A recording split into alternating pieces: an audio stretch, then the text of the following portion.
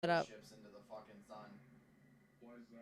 There's alarms and So everything I going can keep off. my hands up for a while and all that jazz. Imagine swearing. I didn't swear. My fingers did. I not said a word. Now, I'm hoping that this game, it's paused right now. It's not going to be super loud. Oh, yeah, and yes, grainy. Amanda's was like, why does it sound so grainy? And I'm like, it's on the Game Boy Advance. It's so horrible. Screeching. I think. Okay. It says I have a new freaking game, but I was literally only uh trying it out to see if it was in English. Okay, buddy. Who the F swears? Swearing is rails.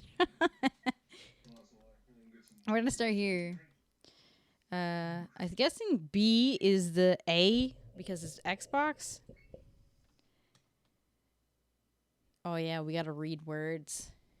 It's been a while since I've taken a vacation. I'm driving my Jeep heading towards the quiet resort town Silent Hill. The sound of the engine reverberates in the darkness. Due to some slight car trouble earlier, it has become this late. I'm Harry Mason. I am a run of the mill writer. Is that what he is? Why don't I remember that? Her eyes closed, Cheryl sleeps peacefully in the passenger seat. Cheryl is my daughter. She is cheerful and lively, and the occasional carefree smile she shows makes me feel happy. I don't have very many relationships with people because of what I do for a living, so Cheryl's existence has become irreplaceable to me. I don't have. Oh, okay, I already did this. Irreplaceable to me. Okay, cool. Looking very much. Cheryl was looking much, very much looking forward to the trip. Man, I messed it up. Already, I'm already screwing this up. Although paved, this is still very much a mountain road. At this hour, there is little reason for any other drivers to be out. I push in the accelerator. There is no light off the darkness. In the darkness, I can depend only on my headlights. Really? Is this really like what he's like thinking in his head during the first game?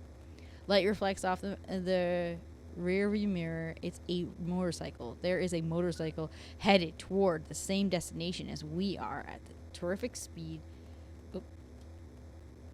Okay, so don't press A. For some reason, A deletes part of the words at the bottom. It's like how with a roar, the motorcycle effortlessly passes by the side of my Jeep. The seal of the police. The seal of the police. Perhaps there has been an accident or something, but I don't recall hearing about an accident or anything on the radio. Also, let me know if the like noise is like super loud for you guys, because I can adjust that. Cheryl is sleeping. A child should not be awake at this hour. Okay? That's a little. That's like. Why add that? I wonder if she's dreaming about something. Tomorrow I have planned to take her to the amusement park. Maybe she is dreaming about riding the merry-go-round. Focus on the road, man. What the heck? I glance over at Cheryl's sleepy face and then return my eyes forward. The lighted area of the road almost appears to be belched. That's belched, right? Belched out from the darkness as it moves toward me. Huh? Something enters my field of view. It's the motorcycle from just before. It is lying on its side, on the shoulder of the road. No doubt about it. It's the same motorcycle that just past me. There is no sign of the driver. It looks like the driver smashed into the surface of the rocks by the side of the road while trying to avoid some kind of obstacle, and thus that part of the motorcycle has been destroyed. I carefully check the way in which my vehicle is headed. However, I don't see anything that could be an obstacle to my advance in the area illuminated by the headlights. A strange atmosphere creeps in around me, and the radio reception begins to become erratic. Perhaps I should turn back, but my foot persistently pushes down the accelerator with no intention of letting off. You can no longer turn back now, something murmurs within me. Please, increase your speed some more, someone murmurs within me. Bro, who translated this? You could literally have posted, like, both of those things and then put someone murmurs within me at the end and not have to put it twice. Cheryl's eyes are closed. She's dreaming. I know that I should be awake, but what is this uneasy feeling? I feel as if my body is not totally my own. Ooh. It's like some strange being that is not me is controlling me, like I am floating. My eyelids are heavy. As the steering wheel leaves my hand, it creates the illusion of setting the course on its own. Freezing cold, uneasiness, almost like being ready to fall asleep. I'm just barely conscious, and now at my limit to maintain even that. So he's drinking and driving and put on cruise control.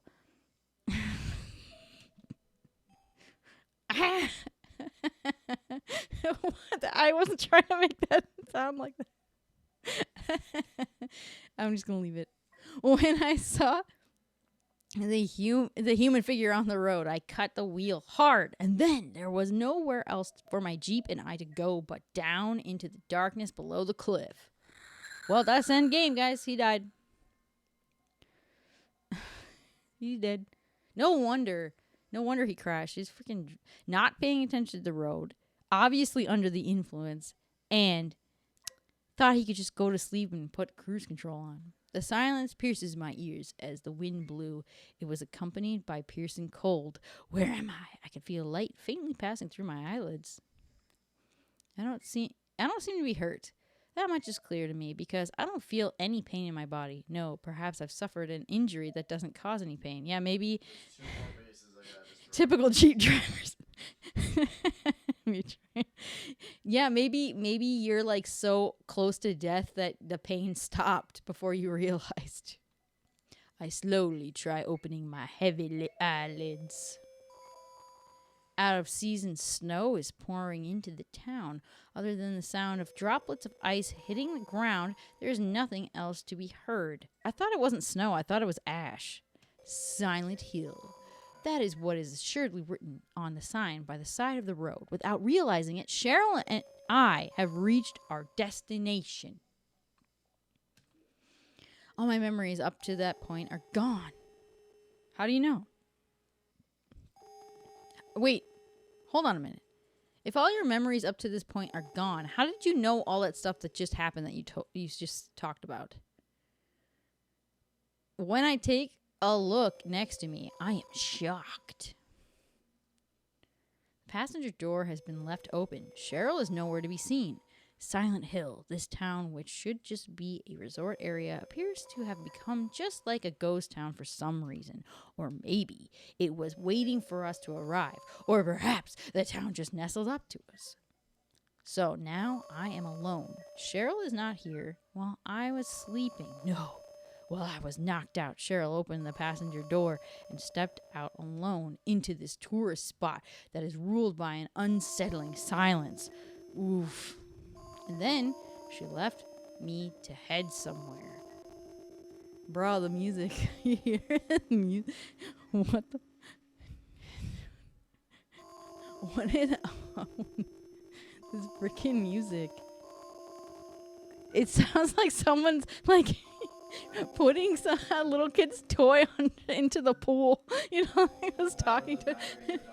Yeah, the batteries are dying. That is exactly what it sounds like. It sounds like it's just struggling.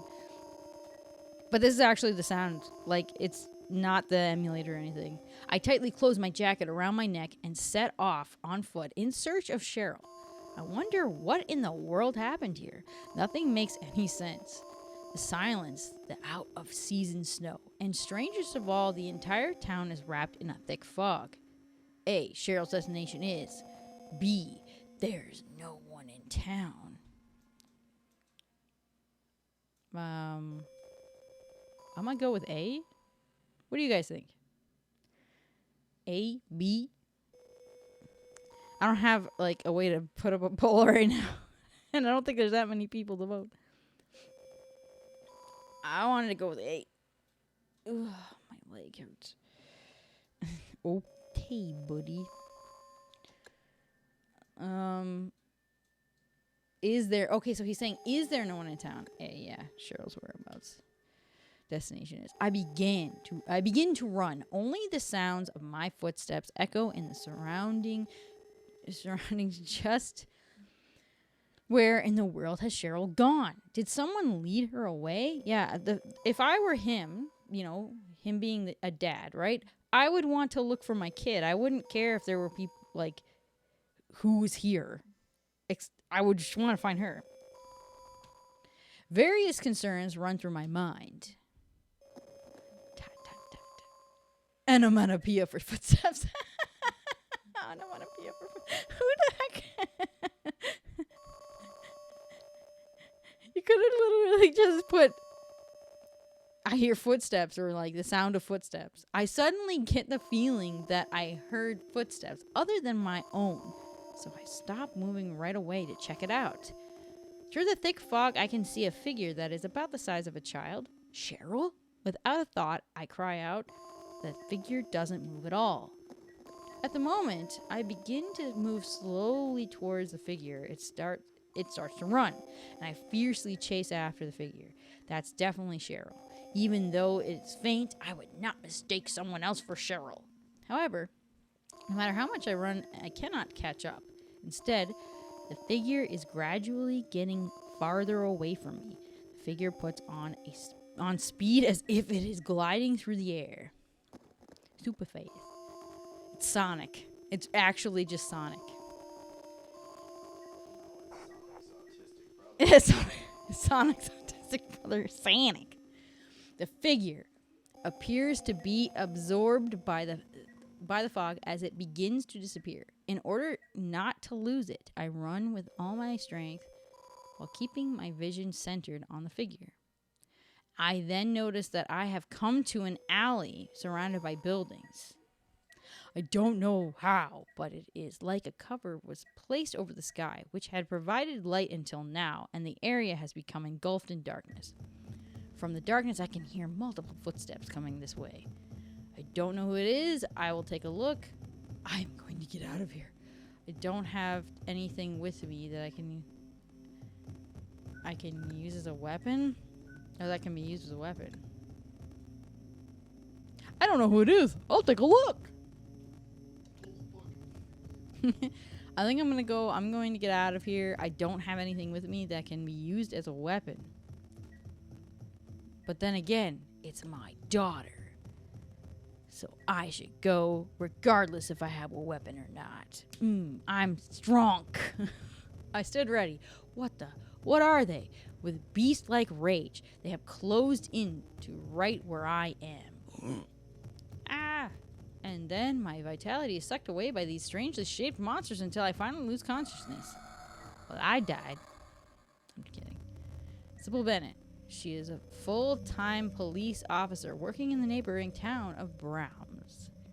There was no one else in the cafe other than her and Harry. She took a seat at the counter and waited for Harry to awaken.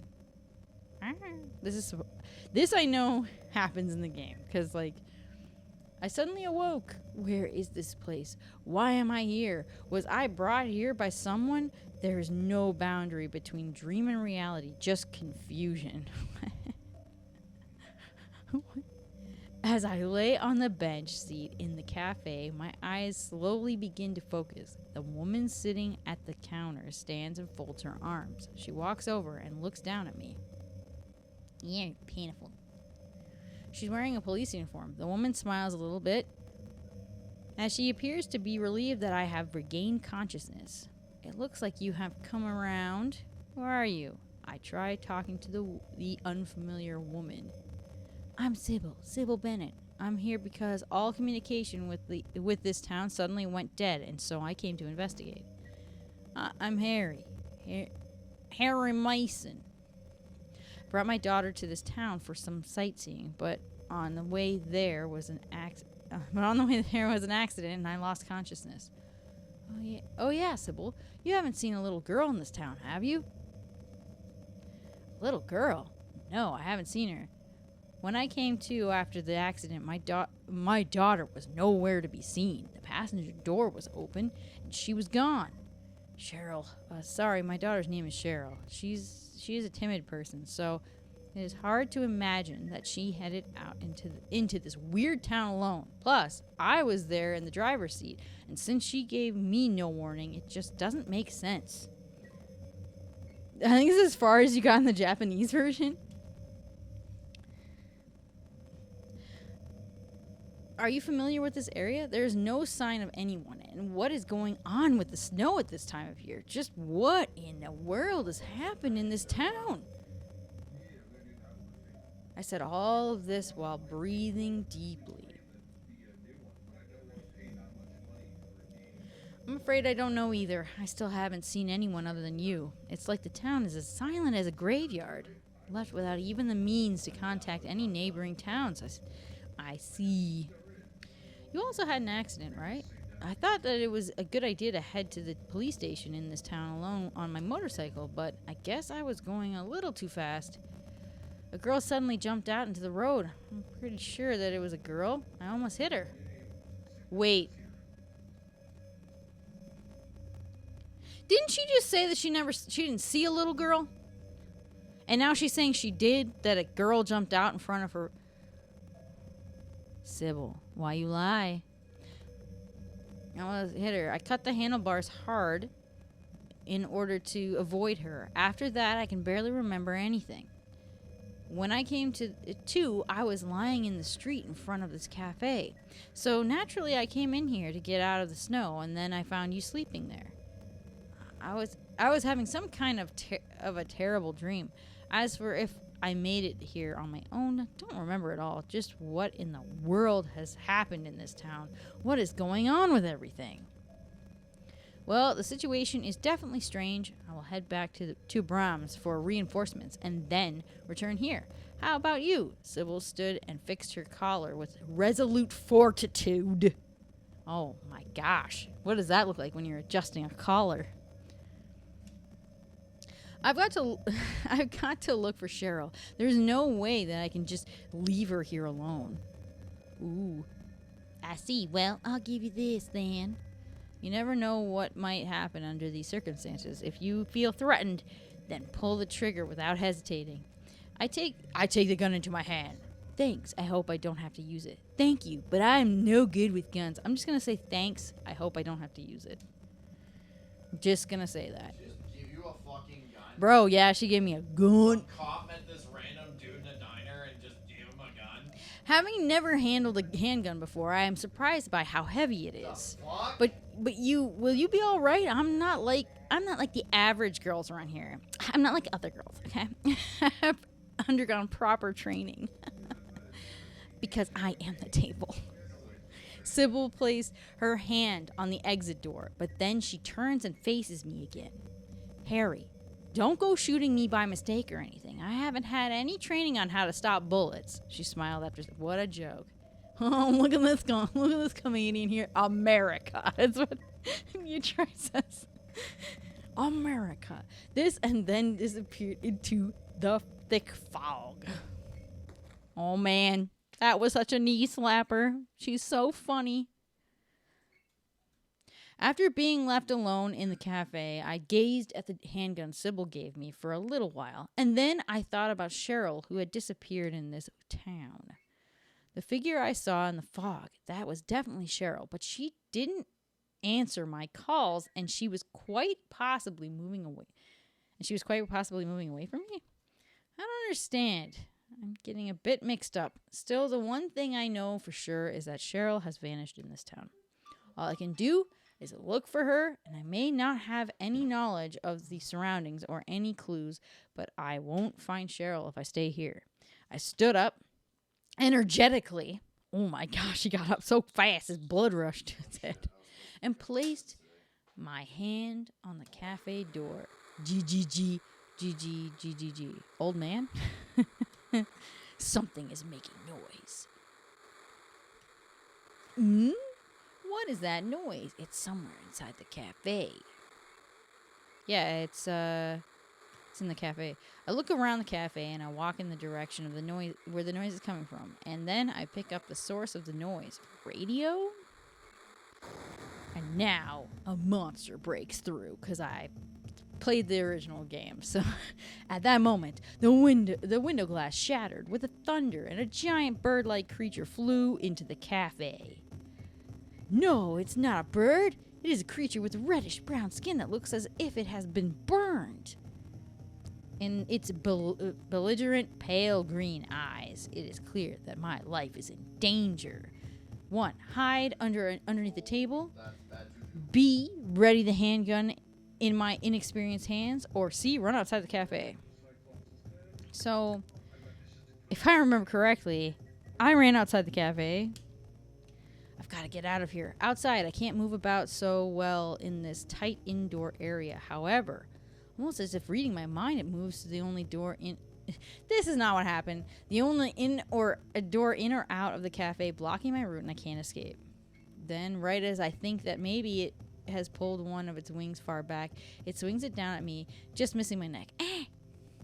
I just barely avoided death, but in the process, I ended up falling backwards. However, I didn't let go of the gun, and the target in the wing, if I can destroy its wing, it won't be able to move. Then I can finish at my leisure. My one shot hits the wing, blasting a hole in it. The creature loses altitude as it falls to the floor. I can't afford to waste bullets. I crush it with the thick. Okay, someone didn't proofread. The thick sole of my shoe many times as its strange cries die out. A dark red stain spreads out. Blood on the floor. What the heck? This is not a dream. What's happening to this place? Only the sound of my fist hitting the table echoes in the cafe. At my feet, the still warm corpse of the creature lies in the center of a pool of oddly colored liquid. After leaving the cafe, I decided to first head toward that alley from before. Black figures fly about in the heavens as if searching for prey. I then come to realize a constant. The static on the radio changes based on their movements. The closer the monsters come to me, the louder the static gets. My sight is hindered by the fog, and on top of that, the weather is so bad that snow is falling, so this is extremely important information. I run through the snow that appears to have no intention of stopping, increasing my speed each time the static comes in on the radio. I proceed into the fog. Following the thin thread of my memory, I finally arrive at the alley from before. The evil atmosphere has dissipated, and the light pours in along with the snow from in between the buildings. I move into the alley, and it dead ends after a bit. At the end of the alley, I see a familiar sketchbook that appears to have been thrown away. The likeness of me that Cheryl drew is on the cover of the sketchbook. This is definitely Cheryl's. Sketchbook opens. I try opening it. Inside, the following is written in red ink: to school. Along 11th Street, I slip through the back door of a house that had a dog house and then head for the school. The surrounding gradually filled. Okay, so all of this you have to go do. You have to find keys to get to the back door of that house, but they're just like completely bypassing it in this version. With darkness and only the flashlight on my chest illuminates the strange street. I pass through the entrance to the elementary school grounds. When I open the door that leads into the school building, I see that even more darkness is waiting for me inside. It's possible that Cheryl scribbled those letters to school. I can't be sure whether Cheryl is here or not. It's just that I haven't a clue other than that sketchbook. A guide map of the school has been tacked to the side wall of the entrance with a rusted thumbtack. After removing the map from the wall, I place it in my pocket and push open the heavy door that leads into the interior of the school building.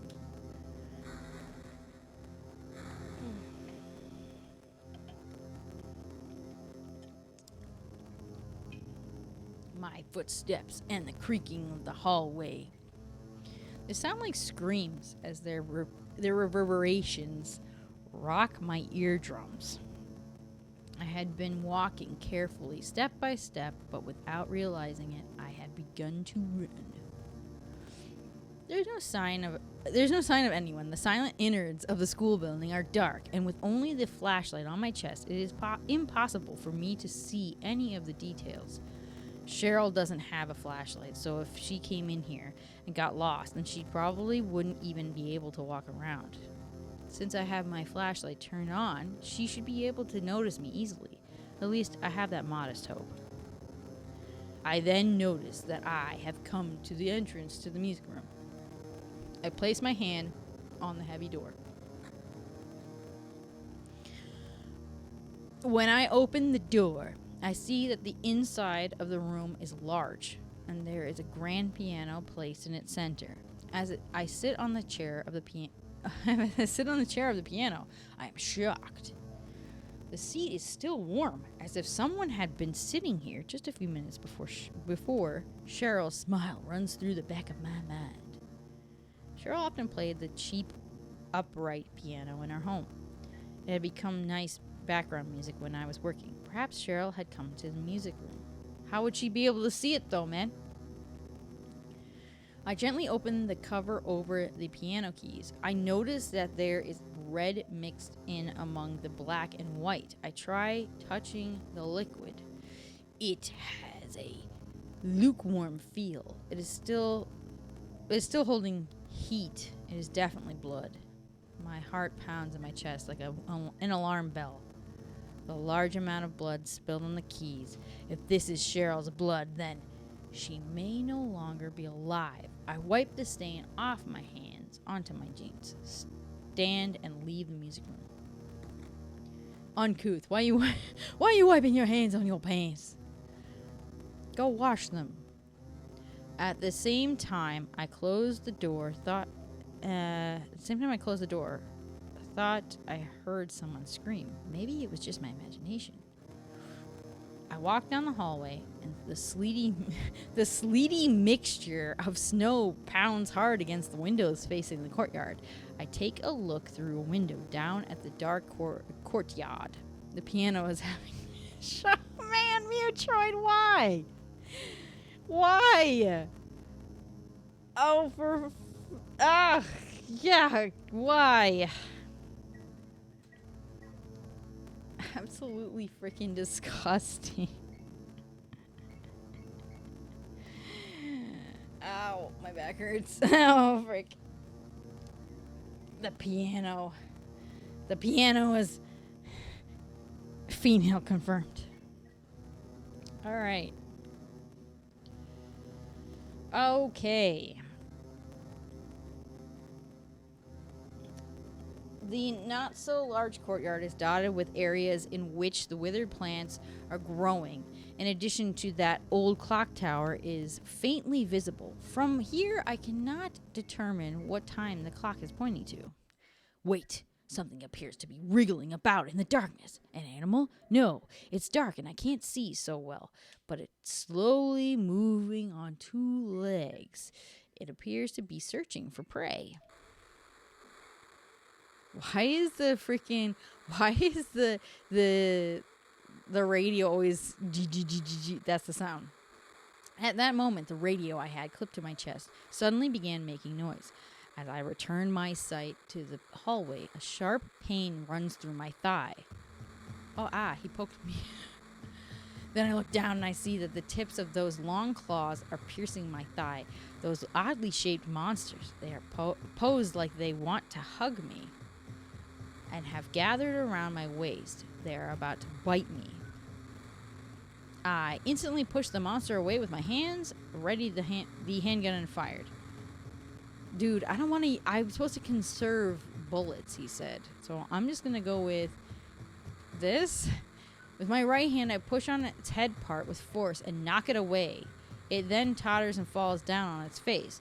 That was when I noticed that I had been completely surrounded by those monsters. I ready the gun. I fix my aim on their heads and pull the trigger with my trembling index finger.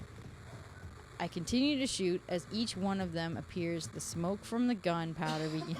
So regardless if I choose to use my gun or not, I still use my gun. I'm supposed to be conserving ammo. Smoke from the gunpowder began to fill the air around me, so I placed one hand over my mouth. Oh no. Even after the noise from the radio had stopped, I could only stand there paralyzed in utter amazement among their corpses. Is Cheryl all right? She shouldn't have been carrying anything that would be used as a weapon. I begin running and I can't just stand around. There is not a moment to lose. Cheryl is waiting for me. Wait a minute. Suddenly my vision became hazy or something, and I rubbed my eyes. When I look back, I see that all the bodies of the monsters have unexpectedly vanished. What? Was I hallucinating or something? I pull the guide map out of my inner pocket and shine a flashlight on it, and then I confirm that there is a boiler room located in the basement. My feet naturally begin to take me there. I descend the stairs to the basement, taking one step at a time, a school building without light. As I move forward, I am beset on all sides by absolute darkness. As I head towards new fear and new enemies, my feet have no intention of stopping their advance. But oddly enough, I don't have a sense of justice. I just want to make sure that Cheryl is safe. To catch her in my arms, that is my only goal. Yeah, that's what I figured. Like, that's the vibe I got from the first game. I didn't think Harry's not some sort of hero out to save the whole world. He only wants to save his daughter, and that's it. Literally everyone else could just go die. He just wants to save her and get out of there. He was never about like, oh, let's save the entire world. He's like, I'm outie. Take my daughter with me. The boiler's not running. If I simply press the switch in front of me, then this eerie machine should begin operating. However, I just stand still. I try pushing the switch, but the boiler doesn't do anything at all. So I try opening the switchboard covered below the switch. It appears that I must somehow supply power from the main power supply to the boiler. The power supply is on the right. From the left of the switchboard, a thick pipe extends out and is connected to the boiler. The boiler. Oh. Okay. So which side am I supposed to be going from?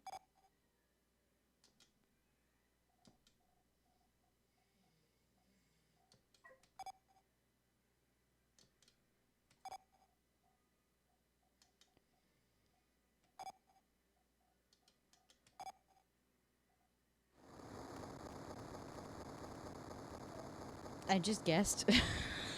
I'm just guessing. I didn't actually know. Got it.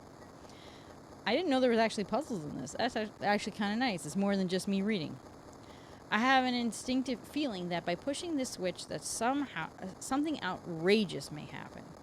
Although, at the same time, I also noticed my daughter Cheryl's scream run through my heart like a sense of duty that makes me feel that I must push the switch. I slowly push the switch in, and the entire school building shudders as if it were a giant ship. Brain skills. The entire elementary school building appears as if it has been swallowed by Cheryl's heart as she stands alone in the darkness. I understand that I must do something. To the courtyard. The darkness softly whispers to me. Oh, that definitely wasn't a whisper. The way I said that. The clock tower looks to be about tall enough to reach the third floor of the school. At its base, there is a small door about big enough for an adult to enter while bent down. The door solemnly opens. After opening, the door seems to beckon the one standing in front of it to enter with an irresistible mental energy. I cannot resist that power. As I enter, the door closes with a hopeless thunder. That sounds like a clang to me. Inside the clock tower, a physiological loathsome stench hung in the air. However, the smile of my beloved daughter in my heart lessens my uneasiness and lets me forget my fear, if even for only a moment. Reassured, I place my foot on the ladder leading underground with my greatest motive called love. The inside finally became a small passage about large enough for an adult. I run, trusting that I will see her smile ahead. I run forward, stomping on concrete stained with the smell of death. Once I climb the ladder at the end of the tunnel, there will be no going back. I mutter Cheryl's name one more time. The depressing sound of the door closing echoes throughout the courtyard. Where am I? A raw, warm breeze brushes past my cheeks. The view lets me know that this is like a completely different world from the school I was just in. Once I think, where am I? I think he meant once again, I think, where am I? Bro, proofread. I descend the small stairs leading away from the clock tower and become even more convinced as an extremely religious-looking design has been drawn in the center of the courtyard. Within a large double circle of triangle has been placed, and within that a strange pattern that looks like hieroglyphics is drawn. I don't remember this being here before, I mutter. This is definitely the school I was just in, the placement of the trees and the construction of the building. However, an overpowering feeling of nausea rises up throughout my body, a revolting, horrible smell that of the stench of cutting into rotten meat thickly wafts throughout the air and is nearly visible to the eyes. Ew. I begin to run. I can no longer bear to stay in this spot. By the time I place my hands on the door that leads inside the school building, I no longer have the strength left to tell how long I was running. Maybe it was like only for an instant. The school building has dramatically changed. Metal grated floors, blood-covered walls, corpse-like puppets hanging everywhere. It's like a nightmare scene in which everything is isolated from the real world. In spite of that, I run. I am searching for Cheryl. The unpleasant metallic sounds of my footsteps resonate throughout the inside of the school. And then I open the door to the teacher's room. Perhaps the door is not installed correctly, as it took me several forceful tries to force it open. Why do they forceful tries to force it open? You mean several tries to force it open. You don't need to put forceful. Once I enter the room, I am shocked. Desks are strewn about, and a raw, rotten stench rules the room. I call the police to get help. Call home, where no one should be. I'm gonna call the police, because if I call home, there's no point. With slight hope, I pick up the telephone receiver. Just as I had guessed, the depressing busy signal just repeats over and over. As I gently hang up the phone receiver, I realize that all means for contacting the outside world have already been lost. I must find Cheryl right away and escape from this insane world with her. I begin to leave the room. Look at the freaking sound effects. There's only Zace and Bounty. Earstream, they're top notch and everything. I don't DM people on Discord. You're not even in the multiplayer. But tanks. So that's my new sound effect. That's a ring. That's a ring sound. Is Zace buried in there? My heart rapidly contracts. And the mechanical bell sound echoes throughout the room. I nervously approach the telephone and once again pick up the receiver. Daddy, help me. It's Cheryl. There's no mistaking it. I firmly press the receiver against my ear. Daddy, where are you? Cheryl. Is this Cheryl? At that moment, Cheryl's voice is replaced with a busy signal. I knew it. I think Cheryl's here. Do you have it under land? Being located in the residential area, many children probably come to this school. The interior of the elementary school is larger than I imagined, including the classrooms. There are a lot of rooms, so locating Cheryl will be extremely difficult. That's when you start screaming for her. Get out here, I'm gonna beat your butt. You'll be grounded for a month. How about a year? Alright. Oof. If Cheryl wasn't brought here by someone and instead came here of her own free will, then perhaps she might be in that one room. Spin around. Run to the stairs at the end of the hall, and then sprint up them. I come to the library, and my eyes are drawn to an open book here. It was a children's book, a pharmaceutical book, a dictionary of religious science. I'm going to go a children's book. I pick up the book and see an abstract illustration of a youth carrying a bow and an arrow on its cover. Someone has been reading this book. I begin to read the book from the beginning of the page it was left open to in a quiet voice. Hearing this, the hunter armed with a bow and arrow said, "I will kill the lizard." But upon meeting his opponent, he held back, taunting, "Who's afraid of a reptile?" At this, the furious lizard hissed, "I'll swallow you up in a single bite." And then the huge creature attacked, jaws open wide. This was what the man wanted.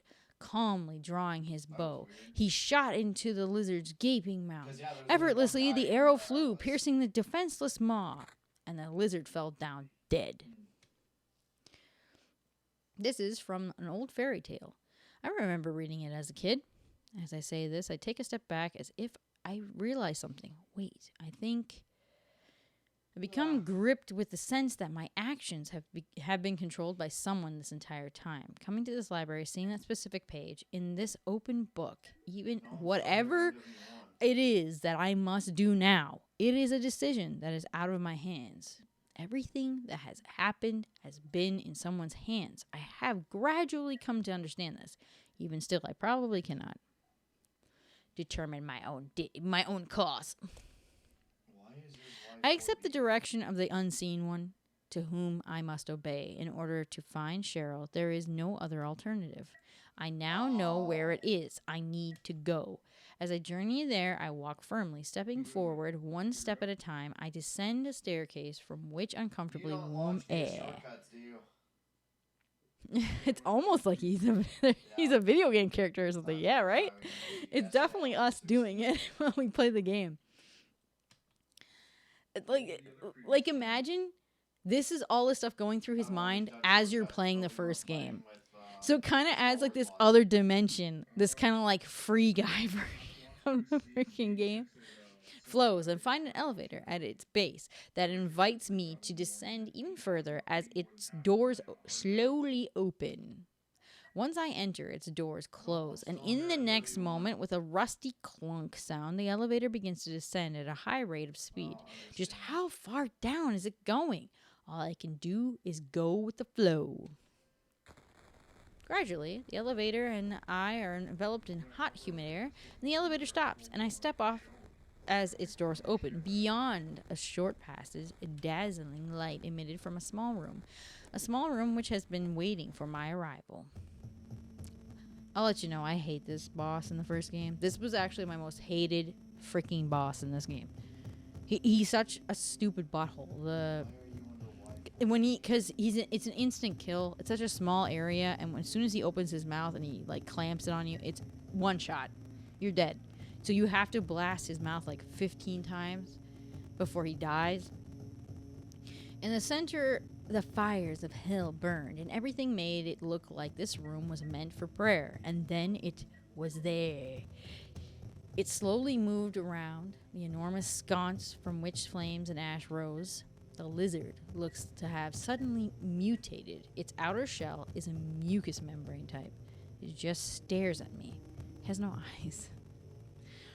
And with surprisingly comfortable speed, it looks for a chance to attack. I fire the gun in its large body. I am no match for this enemy with the weapons I am carrying. Running is the best bet. I'm pretty sure that you get the shotgun All right. I don't know if there's like a save. How do you save state on RetroArch? Does anyone know how? Is it F1?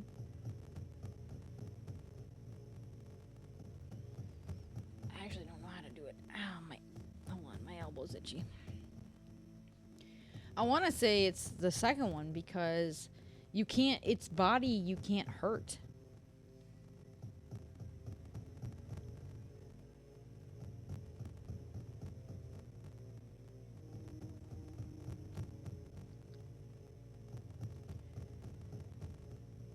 Oh, sorry, my hand's all crampy.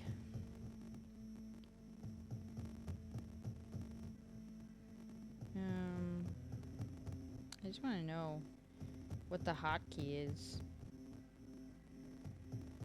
I don't want a video, just freaking tell me. Save state button is F2, load state is F4. That's what they're saying. Well, we'll see. Yeah, loading is. Ooh, they were correct. Join me via shift tab. Everything can be solved with bullets. Alright, well, I'm pretty sure it's this. No, because his body is too freaking rough. That's why in the story, the kid waits for... The archer waits for the lizard to open its mouth, and then it opens fire on his inside of his mouth. I was overwhelmed by its size. I've got to escape. I don't stand a chance with this feeble weapon in my pocket. I look for an escape route. However, the entrance I came through is now closed by a thick, solid metal fence, without any opening which I could slide through. I cannot escape. At that moment, a part of my memory was suddenly awakened. Yeah, definitely in the library. In the library, yes. I remember that the book I just picked up not too long ago, its contents run about in my head. While paying very close attention to the movements of my opponent, I recall its passages. Effortlessly, the arrow flew, piercing the defenseless maw, and the lizard fell down dead. So he has to shoot the mouth. I know this because I've played the original game. All I can do is draw my opponent closer. Each bullet that hits its body only seems to increase its strength. I am running, my entire body soaked in sweat. The heat from the flames and the large amount of the perspiration from working together to rob me of my emotional strength. And then my feet finally get tangled and I fall into the bone-dry floor with a thud. Yep, shoot him. Shoot his mouth. And suddenly, my supply of bullets is running out. This is my limit. I turn around. Its enormous mouth is there, measuring about 4 meters and open in all directions. It was only for an instant, but I thought of that passage again. I don't know why he was shooting the body, because it seems like regardless of what I choose, he's still going to shoot it. Because it said open fire at his body, and then it was like run away. Because you have piddly weapons. And then he runs away, but then he still shoots the body. So regardless, he's still shooting the dang body. Arrow flew, piercing the defenseless maw. Fire into its mouth. I don't know why it's throwing me into MW1. I can no longer hesitate. I readied the gun as calmly as possible, aimed at the inside of its mouth, and quickly pulled the trigger. Over and over and over and over, the sound of gunshots rang out from my weapon as long as I had ammunition. And then I lost consciousness. When I came to, I found myself in the middle of the dark room. Yeah, this is what always happens to him, I noticed, in the original game. Is that after he would kill something or something would attack him, he'd freaking pass out. He would just freaking pass out all the time. Anyway. I just realized something. Hold on. I need to pop something up here. Anyway. What is my thing at? A little more open. There we go. Minimize that. Cool. When I came to, I found myself in the middle of a dark room. Where is this? I wondered to myself. That's how I'd say it. I'm like, where the frick am I now? The monster from before has vanished. I heavily stood up and then waited, motionless, for a bit until my eyes came into focus. Somehow this looks to be the boiler room. It is oddly quiet. Maybe I was dreaming, my very exhausted body seems to have also recovered somehow. The low hum of the boiler strangely calms my nerves, and then I sense the presence of a person, and I shift my gaze. There was a girl sitting there. She was wearing dark blue clothing, and her light brown hair was neatly combed. The girl was just staring right at me. Once I noticed her and began to step towards her, completely she disappeared. Oh, excuse me. As if her body just dissolved into thin air in the room, and I was alone in the room again. What was that? A strange feeling of relief. After standing for a bit, I let out a long breath and then placed my hand on the door at the entrance. Sunlight is shining into the hall as the school building as usual. The snow is still outside, but I am gripped with a strange feeling of relief, as if cancerous cells had just been removed from me. Filled with relief, I slowly walk toward the exit of the school building, and then I learn that Cheryl is not here. From the loud sound of the church bells, that seemed to call out to me. I begin to run toward the church on the road half covered in mud. Snow falls above my head, some of which freezes my hair as chilly air flows by. When I reach the church, I push open the heavy door without hesitation. Oh no, she's an ugly lady. Who this? Stalia Gillespie. A cross is mounted on the front wall. Long benches are lined on both sides of a small walkway. It was as if time had stopped for this familiar-style church. In front of the altar, a sly-looking woman with cold eyes looks down at me with an eerie grin. As I walk up to her, stepping one step at a time, she gazed at me without blinking. She looked as if she had predicted that I would arrive. Were you ringing that bell? The woman snorted with a humph. I'd been expecting you. It was foretold by gyromancy or gyromancy. I don't know how the heck. Everything seems to be fine. What are you talking about? I knew you'd come. You want the girl, right? The girl. You're talking about Cheryl? My eyes grew wide. I see everything. You know something? Tell me.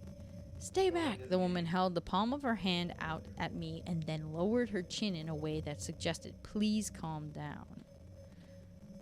Nothing is to be gained by floundering about at random. You must follow the path of the hermit, concealed by flowers. What are you talking about? I asked once more without hiding my bewilderment. Here the flowers, a cage of peace. It can break through the walls of darkness and counteract the wrath of the underworld. These will help you. Make haste to the hospital before it's too late. The woman held up a strange object and then softly placed it on the desk on top of the altar. Wait! Don't go yet! Your game's not updated.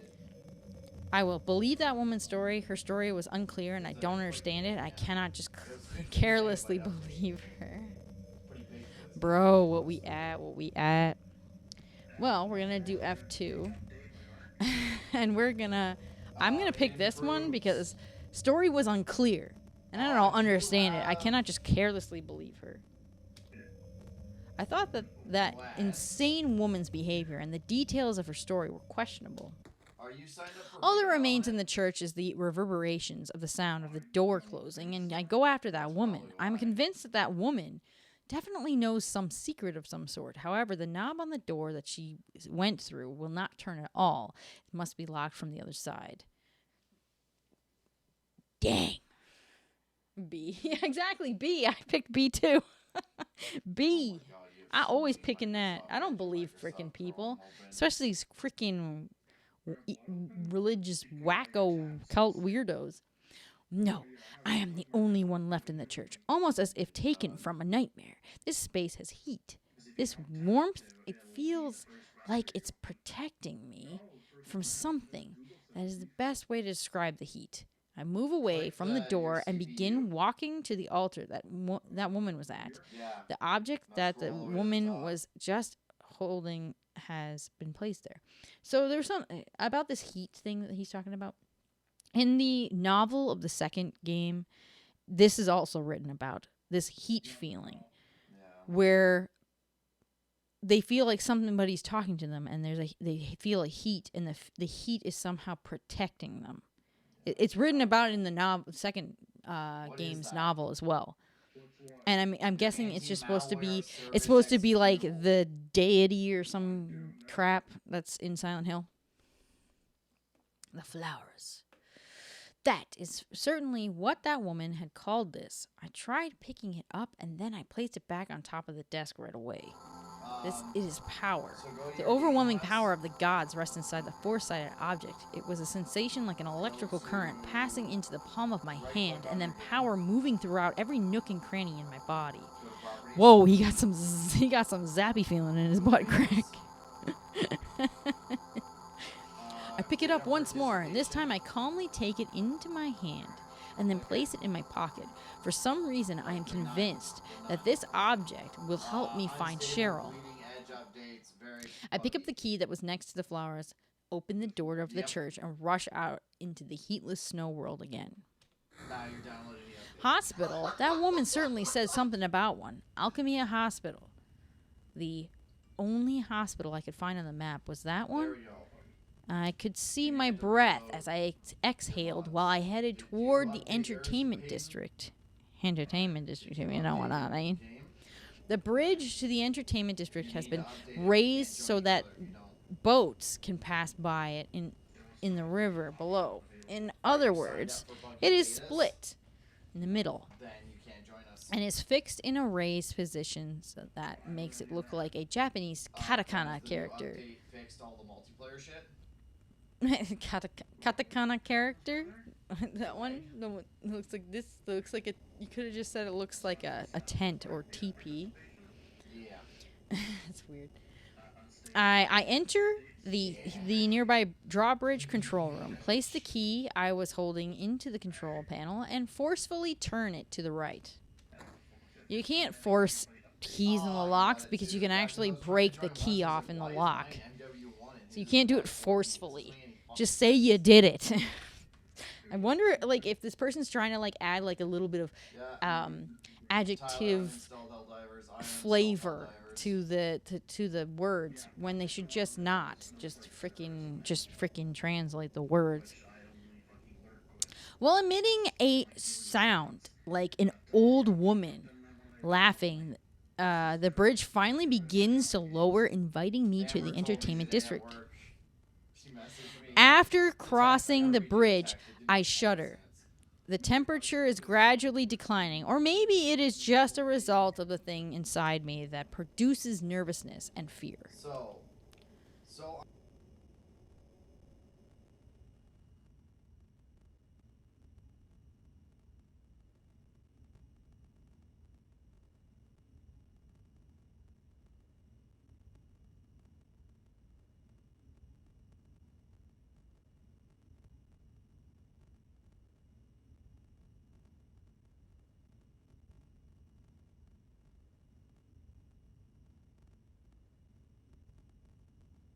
I think the person that he says, I'm not 90% sure that the person that translated just edited it from the text wrong and didn't check it. I think that they Google translated it and just like, yeah, it's good. I don't know any Japanese, but this sounds about right.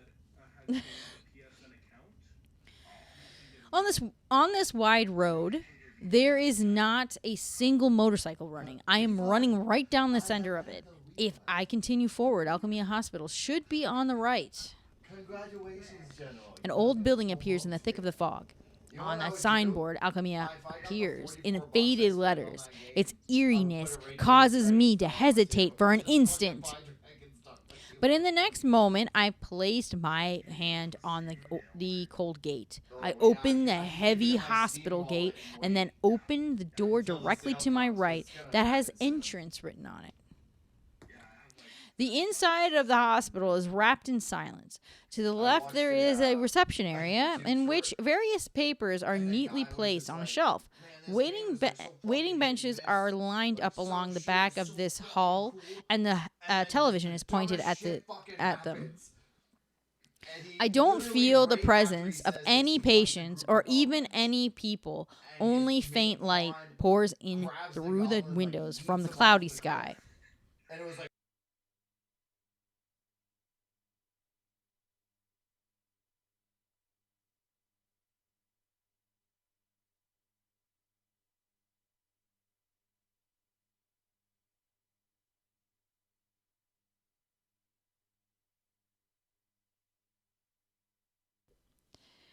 The hall is welcome to Unstable. filled with a trace of alcohol, which penetrates my nose. I begin walking after passing through the waiting room. I reach a long corridor. I open the door marked examination room. Oh. At almost the exact same time as I opened the door, a man inside jumped up out of his chair and he's holding a handgun in his right hand. I hid behind the door in a panic. I immediately counterattack with my gun. I think I'm going to hide behind the door in a panic.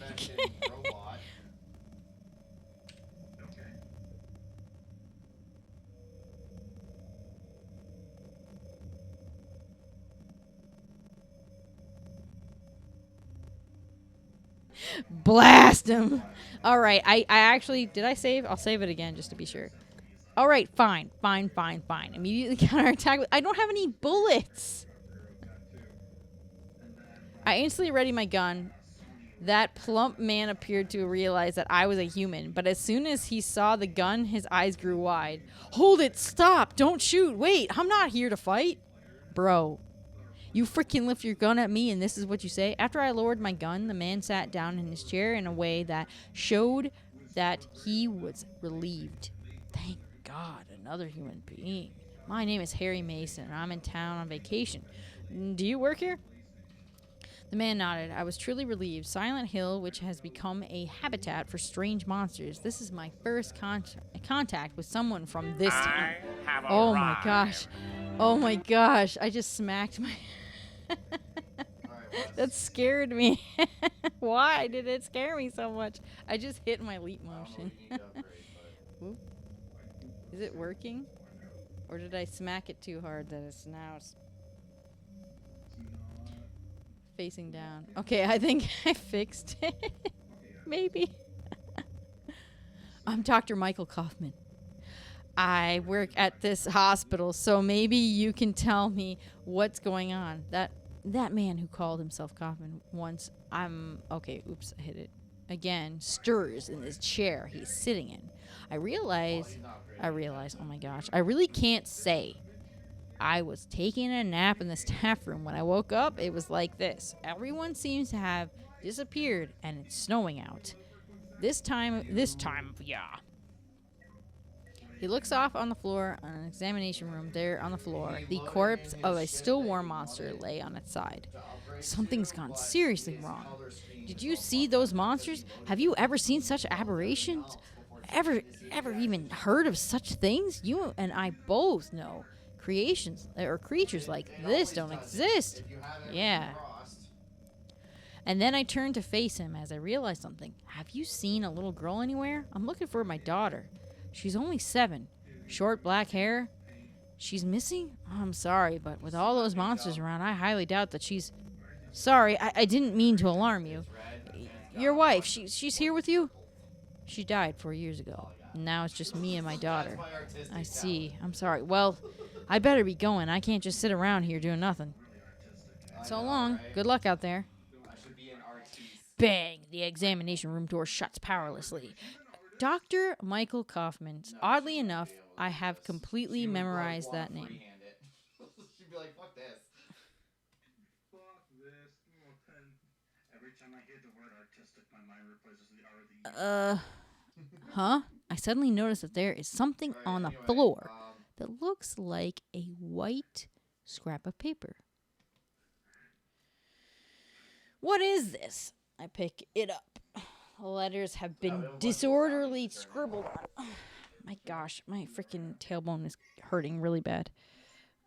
Hold on. I do need to fix my calibration really fast because I keep moving so much. Like, I'm even like trying to sit up better, but it's just hurting me. I'm just a broken piece of trash.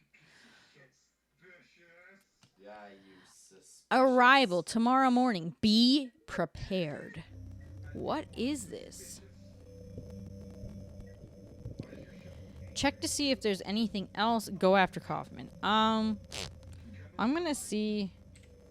I'm gonna check to see if there is anything else because he doesn't know where my daughter is. So why would I even? To be honest, why would I even chase the guy? I'll be honest with you. I don't know. I carefully look around on the floor, but it doesn't appear that anything else interesting has been dropped. I look around the examination room.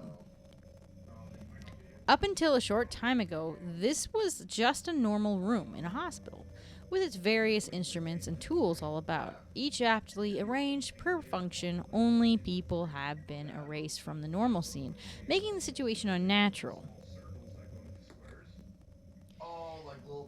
Oh yeah, you're gonna see my arm. So my arm is like down here, and it's like going into my freaking chest. I leave the examination room. I pass through the medicine room and reach the plank floor corridor that silently extends into an L shape. I move forward. I leave the examination room. I pass through the medicine room and reach a planked floor corridor that silently extends into an L shape. That's terrifying. Whoops. Holy fuck. And found that there was an elevator with a large door at the end of the corridor. I try pressing the buttons beside it. Nothing happens. It looks like the power is off. There are several doors in the corridor. I begin opening each one in order. I open the door marked meeting room and head inside and close the door behind me. A large table rests in the center of this room, and I notice that there is something glittering on top of it. I grasp the light or green key, leave the room, and once again step into the chilly corridor. The next room looks to be the kitchen. I guess that the floor, the food,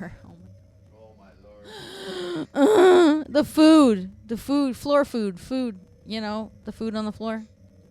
I guess that the food for patients is probably prepared here. Various bronze cooking utensils are neatly arranged in order on the stainless steel countertop.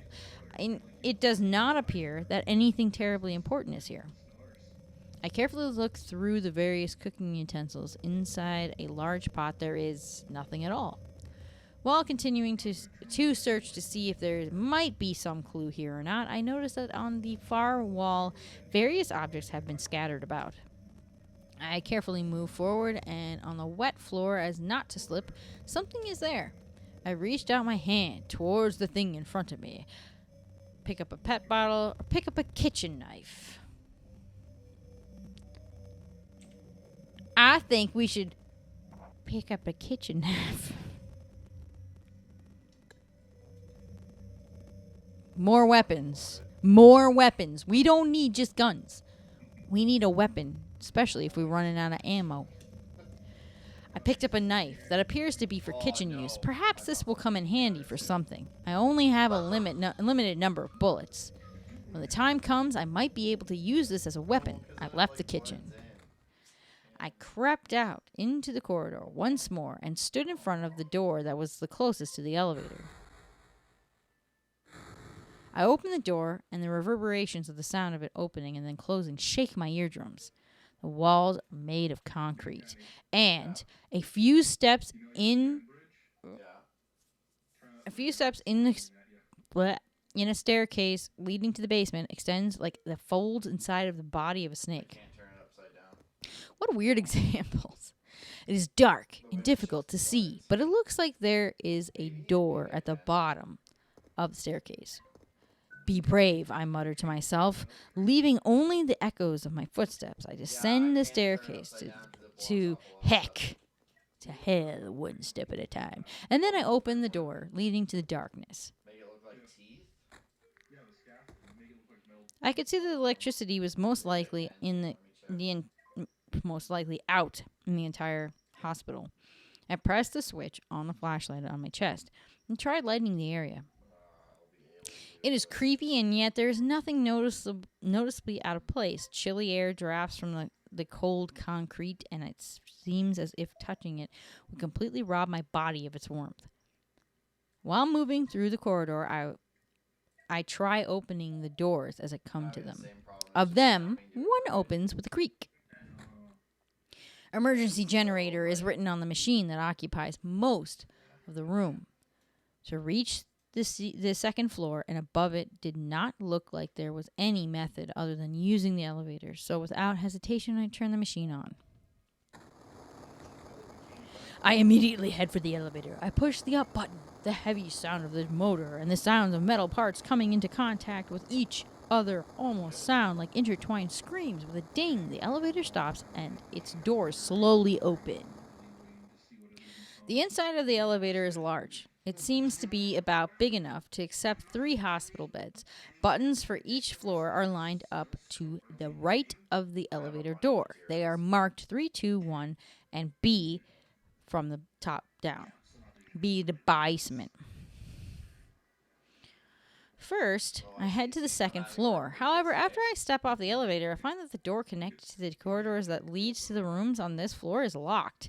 With no alternative, I try heading to the third floor, but I find that it is the same in the same state.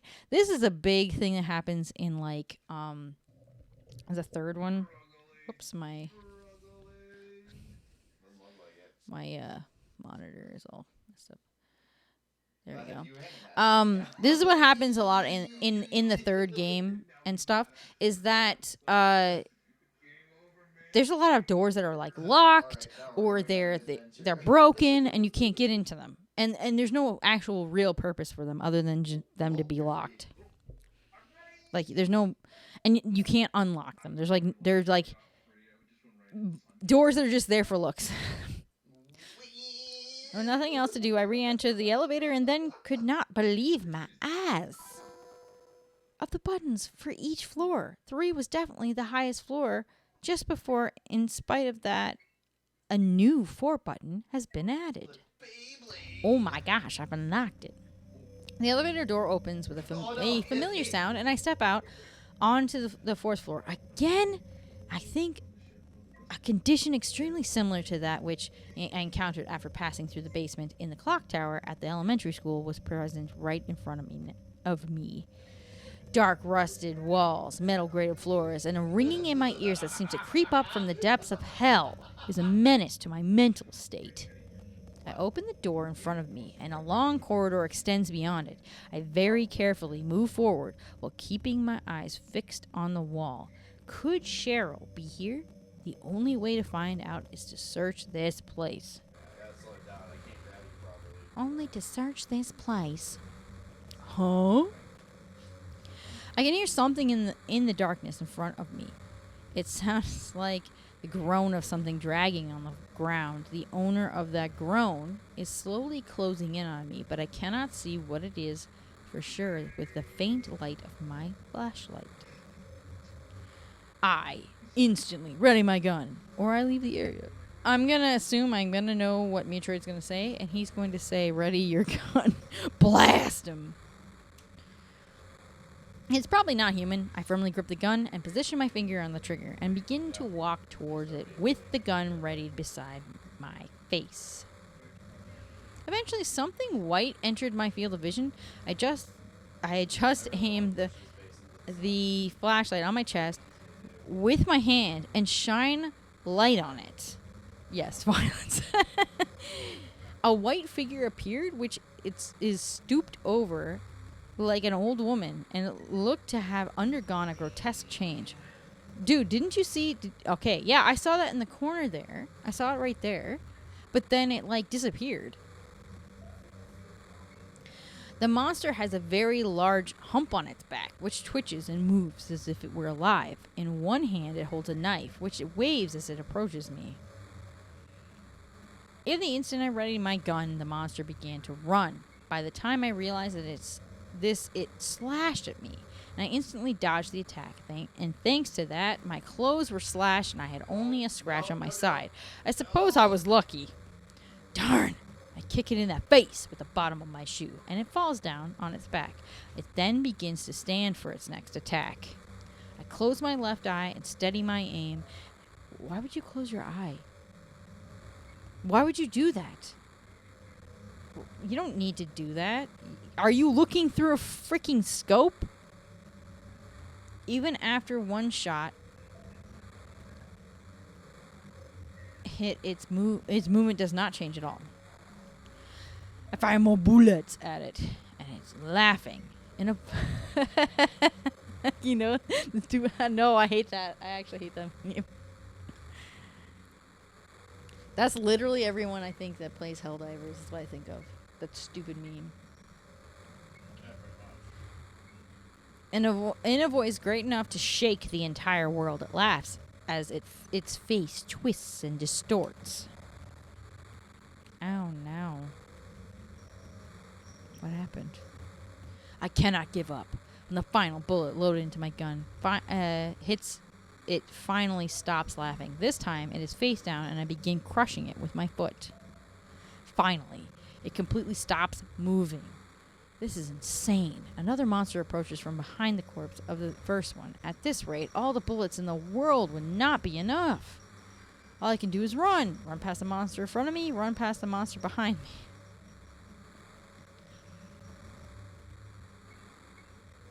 me. I don't know. All I can do is run. Run past the monster in front of me, I'm gonna say. I begin to run towards the monster in front of me, evading the large swings of its knife. I run down the dark corridor, occasionally stumbling. I see a staircase leading down. I race down it, knowing not whether if something is waiting for me or not at its base. I'm thinking about Cheryl. Even if she is held prisoner, somewhere in this hospital there is no guarantee that I can rescue her.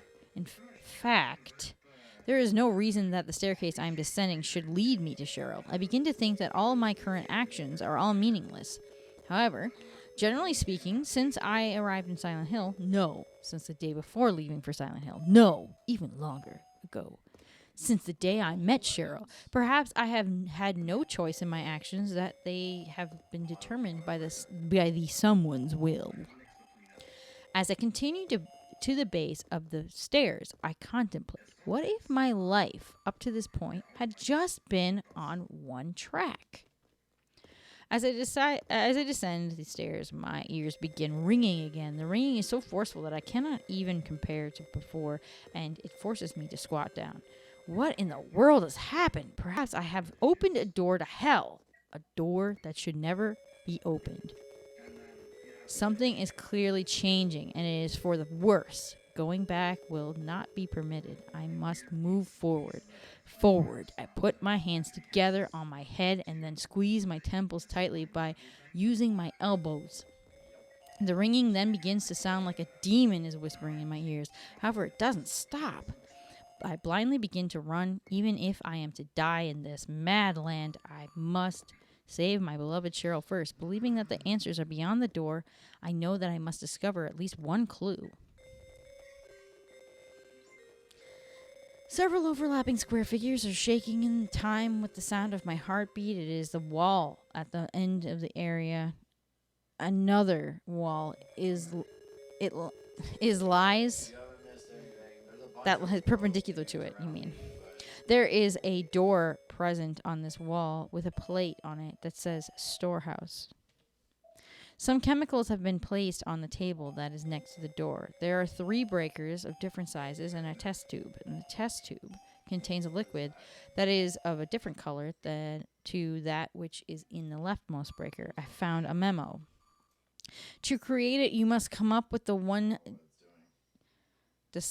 deciliter of liquid and pour it into the test tube. No more no less, that man said.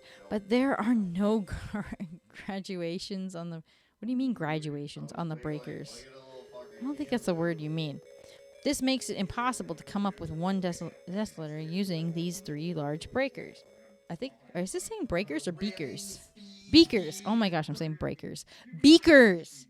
Frick sakes. I really, I'm scolding this guy for his spelling, and I literally say beakers as breakers. Explanation of controls, or explanation of controls.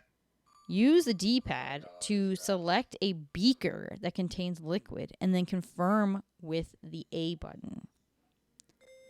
Then choose the beaker that you wish to move the liquid to, and press the A button to move the liquid.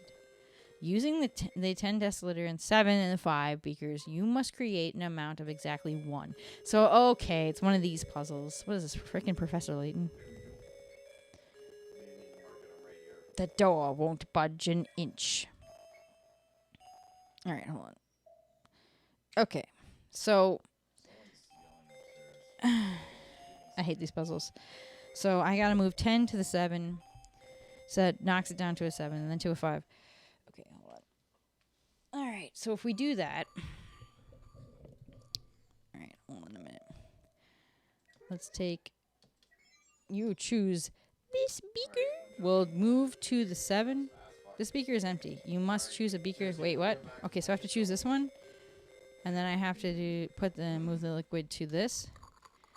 So that should mean there's 3 left. And then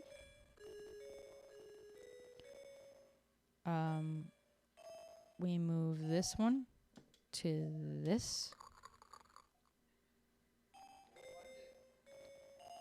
Okay.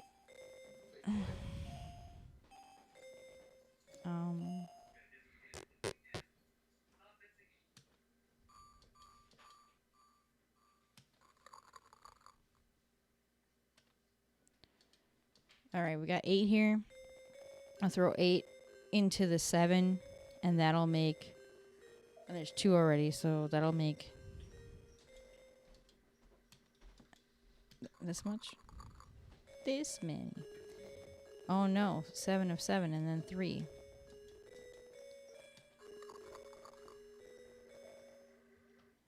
Three of 5.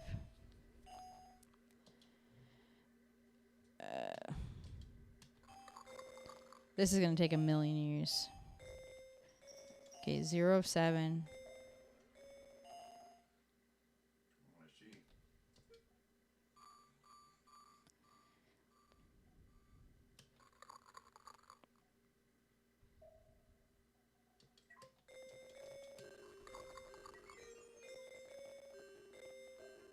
All right. I am such a dumb. All right, so we moved that. If I move this to here, it'll be 5. 5 and 5. Move this one here.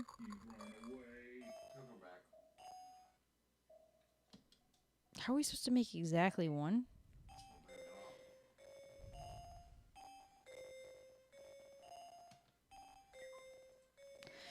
Oh, we're supposed to get 6 in here, I bet you. This is not gonna do. Okay, hold on. I think I've screwed up. We've screwed up.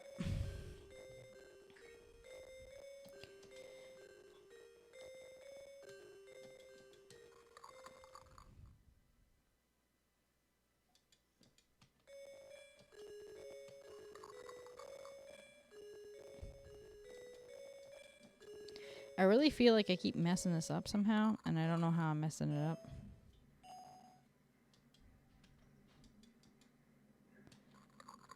Because we've got 2 of 10. And then if I move this over here, that'll put 2 in there. And then there'll be 3 left in here. Oh my gosh, this is so dumb. I hate this. Wait. Huh? Okay. I got it. Wait, huh? That was all in Japanese. I hope the rest of this game's not in Japanese. Okay, good. Did you see that, though? Harry melted the chain on the door. I don't know what I did. I think I was doing exactly what I thought I was doing, and then I was second-guessing again. Harry melted the chain on the door with the completed liquid. The door slowly opens with a click. Inside the storehouse, nothing important looking stands out. I carefully edged between the simple metal shelves that have been placed here in a specific arrangement. However, nothing is here that makes this room worthy of being called a storehouse. I am drawn toward the cabinet in the back of this room.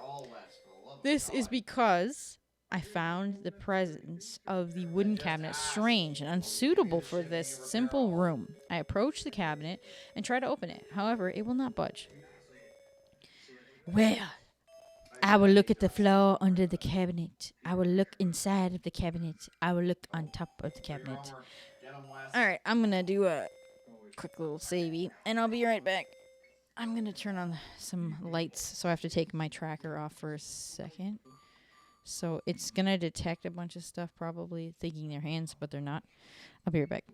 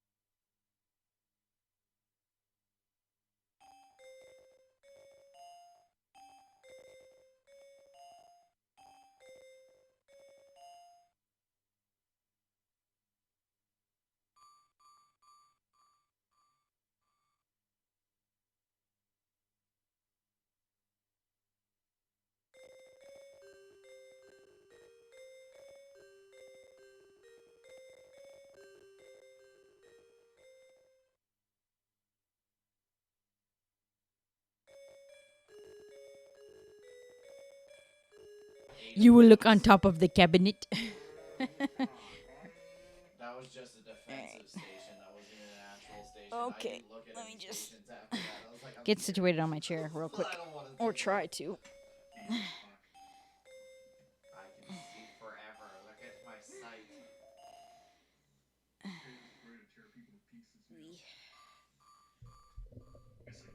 Alright, I need to actually move.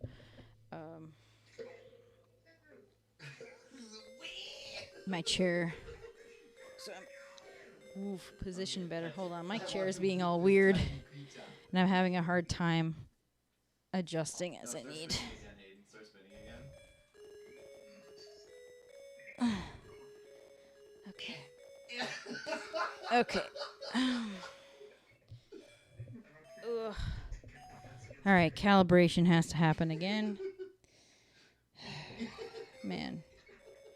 I don't know what's going on with my back lately, but it's been absolutely annoying how much it's been hurting. Oh, this is so dumb.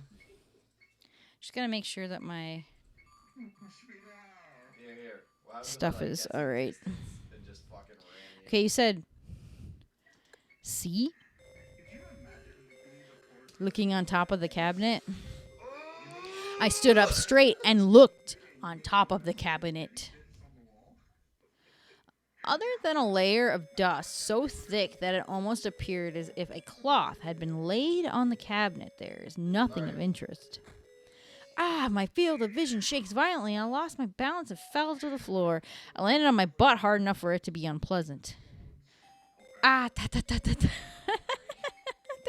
discovered something odd. Countless lines have been bored into the old flooring, and the fiber-shaped wooden chips are exposed.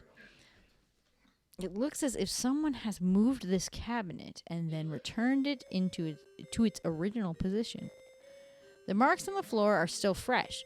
They tell me that some other human probably came down here. And is there something beyond this cabinet? Using my body weight, I slowly pushed the cabinet from its original position.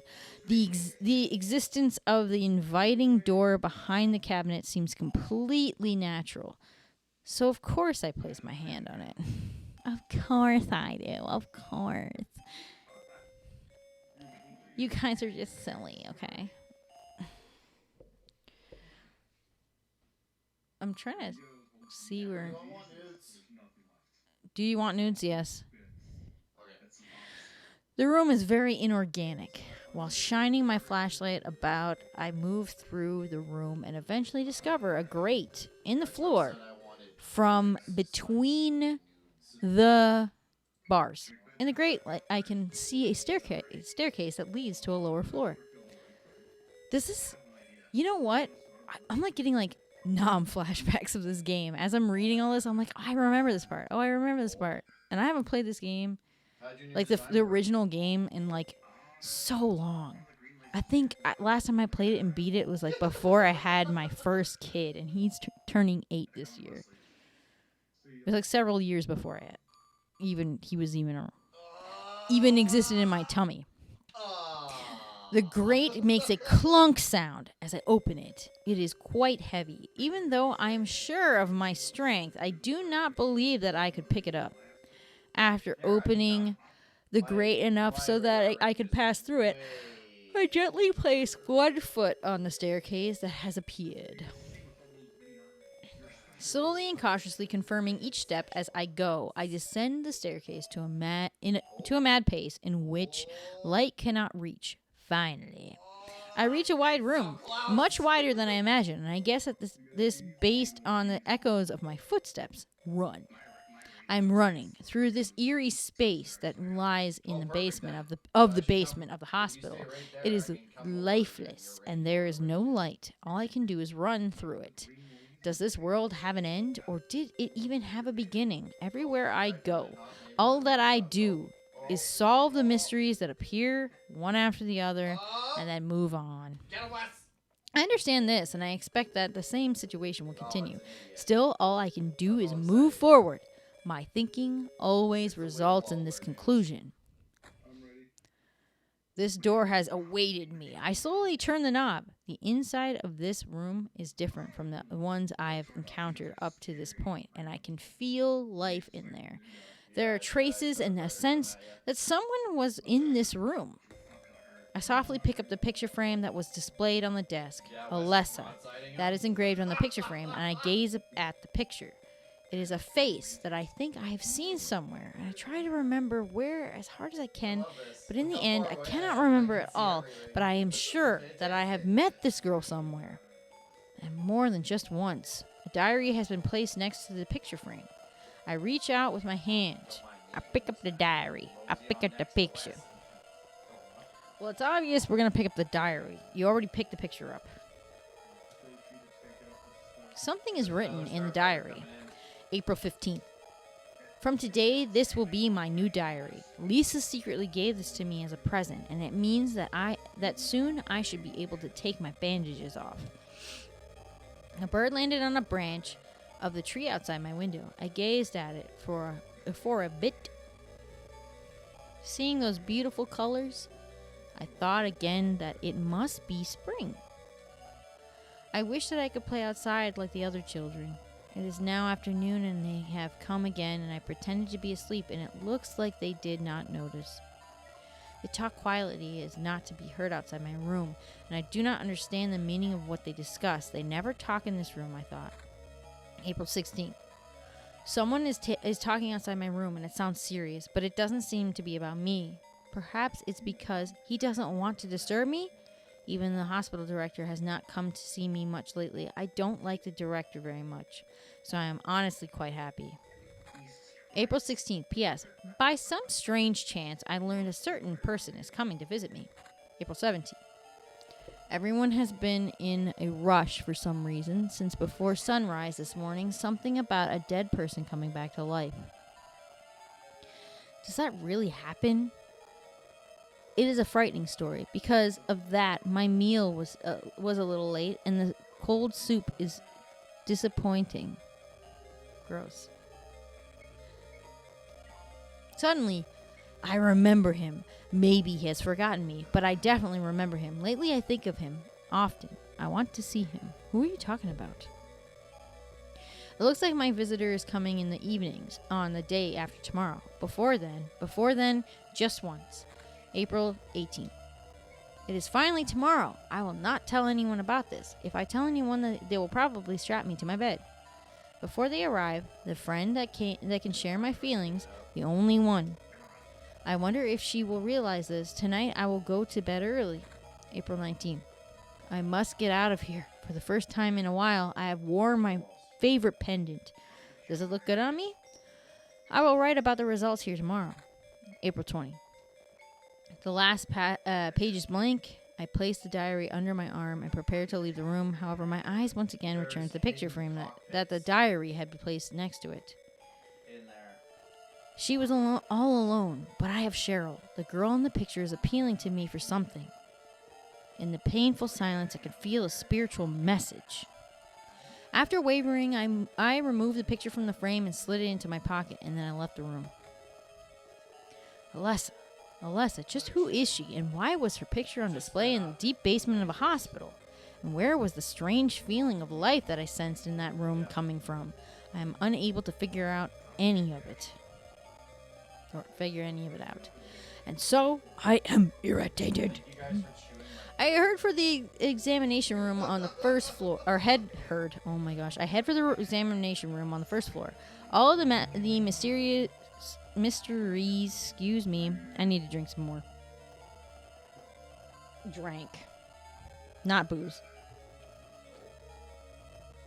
I just need to not have a dry mouth. I'm gonna go turn on I had for the examination room on the first floor. All the mysteries of the hospital are surely prepared in that room. Believing so, I race up to the stairs while having difficulty breathing. When I open the door to the examination room, I feel the presence of a person and stop moving. The inside of the room is dark. Someone is here. Who is it? Slowly approach. Fire the gun. I'm going to slowly approach because I'm not wasting any more bullets. Also, I knew who it was, so I don't want to shoot them. It's Lisa. Once the woman realized that I was a human, she ran towards me and threw her arms around me like a child would. Finally, someone else who's okay. After mumbling those words in a tearful voice, she held me more tightly. Who are you? My name's Lisa Garland. What's yours? Harry Mason. After we exchanged our simple introductions, I sat in a chair and she sat on the bed so that we were facing each other. And the woman that called herself Lisa had blonde hair and an intelligent look to her. Maybe she might know something. At the moment I was about to speak, the woman began talking. Harry, tell me what's happening here. Where is everybody? I must have gotten knocked out. When I came to, everyone was gone. Her voice did not feel like it was coming from her body and was accompanied by a strange reverberation. It's awful. So you don't know anything either. Great. I just don't get it. It's just like this is all some kind of bad dream. As I select my words, I have a feeling that even my own words are not coming from my body. Let me ask you. Yeah, a living nightmare. Let me ask you, have you seen a little girl around here? Short, black hair, 7 years old? I mutter Cheryl in a voice that Lisa would not hear. A 7-year-old girl? What, she's your daughter? Yes. How you knew? A 7-year-old girl. I can't say that I have. I was unconscious all this time. I'm sorry. Oh, that's all right. That was just as I expected, but I continue asking questions without showing my disappointment. Do you know anything about all the weird stuff in the basement? No, why? Is there something down there? You don't know? Do you work here? We're under strict orders never to enter the basement storeroom. After changing the subject, the hospital basement, I began to notice that my thoughts were becoming muddy. So I really don't know. What did you say was down there? Well, it's I try as hard as I can to remember the pitiful sight of that room in the basement. However, in trying to trace my memory back to then, that ringing, which had been gone for a while, returned to my ears. A sound like a bell that church runs throughout my head. Darn, my head. I got a headache. What's wrong, Harry? Harry, let me help you. Harry? Lisa has vanished. After a while, I notice that my body is freezing cold. It is as if I am dead. but I'm clearly conscious. Where is Lisa? I was definitely talking to her in this examination room.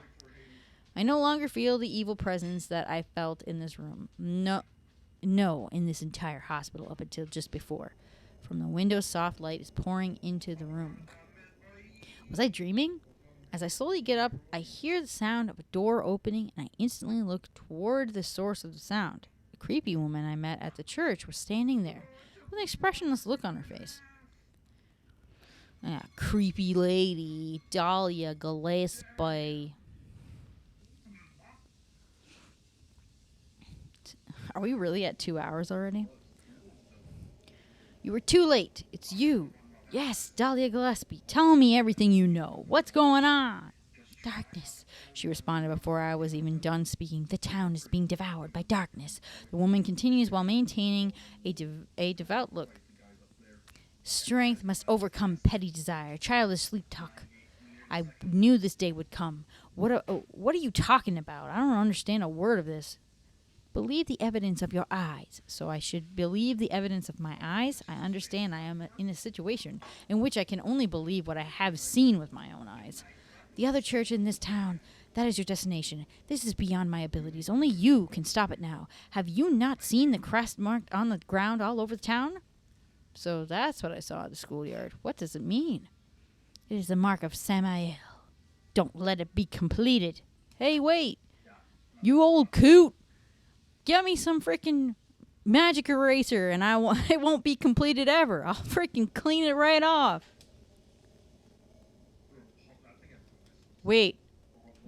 What just happened? It crashed it. No. Oh no. What just happened? How do I do the... It crashed! Okay, hold on. Let me, I don't know where it's saved last. It's supposed to autosave the game. I've been cooking those mushrooms all wrong. Do you know that? Those dehydrated ones? I can believe it. Because you probably didn't look at the directions. I misread the directions. You're supposed to Excuse me. thoroughly in lukewarm water, right? Yeah, okay. And then Hold on, I'm just gonna... after you're done rinsing them, I found my cockpits. you soak them in hot water for 25 minutes. You soak them in... Why do you soak them for that long? Oop.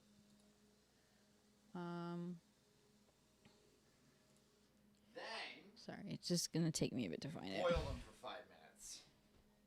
Why do you boil them for that long? To cook them. They're not cooked, they're just dehydrated. It's the difference. So you have to soak them so they get their hydration back, And then you cook them. and then you cook them. We must process the But you're not bothering doing that, are you? We must bring sacrifice. Sorry, it's gonna take me a bit to freaking find it in here. Dang it. Scroll. I need to upgrade my ship soon. I'm actually almost full. Dude, my back hurts. Dude, I don't know how far we are, but she's talking about Samael, so I'm assuming we're close to the end. Essentially, I'm just going to add some more girth. And probably some more length. But yeah, it freaking crashed my... Like... I was like, I hope it saves, like, after the part with Lisa, because...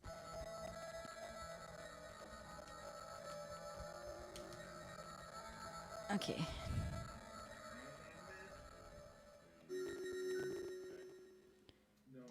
Okay, I think this is it. Lisa has vanished. Okay, cool. Okay, it's good. I was like, I'm hoping that it continued from there, because, like, we literally just... I'm not going to reread any of this. I'm only going to read after. It wasn't half nice. See some green shots coming in, just explodes.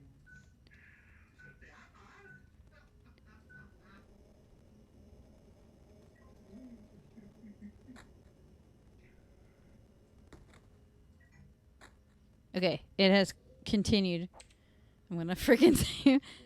Dahlia Gillespie, she places an oddly shaped key on the examination table with a tap with a tap, spins around, heads to the door, and then opens it. I open the door that she closed and roll out into the hospital corridor, but she is nowhere to be seen. The other church, but if I exclude the church I already visited, I do not see anything that looks like a church on the map. I slowly open the phone book attached to the payphone in the corridor. In there a mark is present to me to guide me. It is next to the phone number for an antique shop in the northeast area of the shopping district. The door to the antique shop is ominously open, and the open door connects to a staircase leading down to the basement. At the end of the stairs, there is another door. I insert the key I was carrying and slowly turn it. The inside of the shop is small. I take a look around using my flashlight and find that the place is such a mess that it looks almost as if it has been ransacked by a thief. Is something here? At first glance, I don't think that there is anything here that concerns me. However, I did not miss that which was hidden behind a shelf. I move the shelf step by step, and an eerie passage leading into darkness appears. What's this? Harry! I look toward a familiar voice. Sybil? Sybil! Who should have left for the next town over to call for backup was there? I'm glad you're okay. I shouldn't have left you. Things are worse than I thought. It's nuts. What are you doing here? I thought you left town. I saw you going here, so I followed you. I couldn't get out. All the roads out of the town are blocked. Cars have completely stopped running. The phones and radios are still out, too. What about my daughter? Did you see her? I did see a girl. My heart began to beat faster. Was it Cheryl? I only caught a glimpse of her through the fog. I went after her, but she vanished. I don't know about your daughter, but... And you just let her go? Where was it? On Bachman Road. She was heading toward the lake. Now, don't get excited. It wasn't like she ran off exactly. There was no place for her to go. The road has been obliterated. What? So then Cheryl... It was like she was walking on thin air. An uncomfortable silence occurred between the two of us. What about you? Anything? Yeah, I met this bizarre woman. Her name's Dahlia Gillespie. Do you know her? Dahlia Gillespie? No. And? She said something about the town being devoured by darkness. Gibberish like that. Any idea what that means? Any idea, what it means, lady? Darkness devouring the town must be on drugs. They sell them to tourists. The force still can't figure out who's behind it. None of our leads have panned out, and the investigation is stalled. Drugs? Sybil's response was far from what I had imagined, so I shake my head back and forth. What could drug trafficking have to do with all this? I really don't know, but maybe that's the darkness she's been talking about. That's all I can think of. Sybil looked slightly irritated and took a long breath. Then she shifted her gaze to the passage behind the shelf. What's this? Just discovered it. Maybe there's something back there. Let's have a look. Sybil. I will go first. I will let Sybil go first. Ladies first. No, I'll go freaking first. I'll be a gentleman.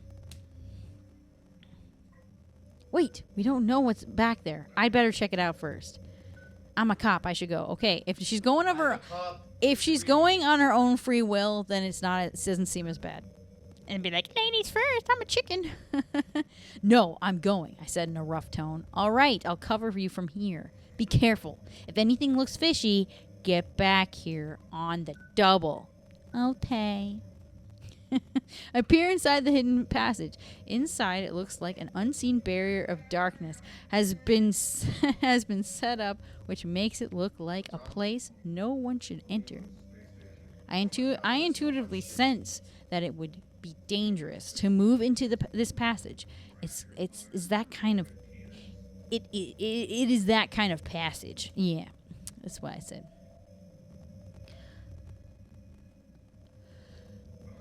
I look back at Sybil once. Sybil? Yes? Do you know anything about, like some other world? It's like some kind of bad dream. What are you talking about?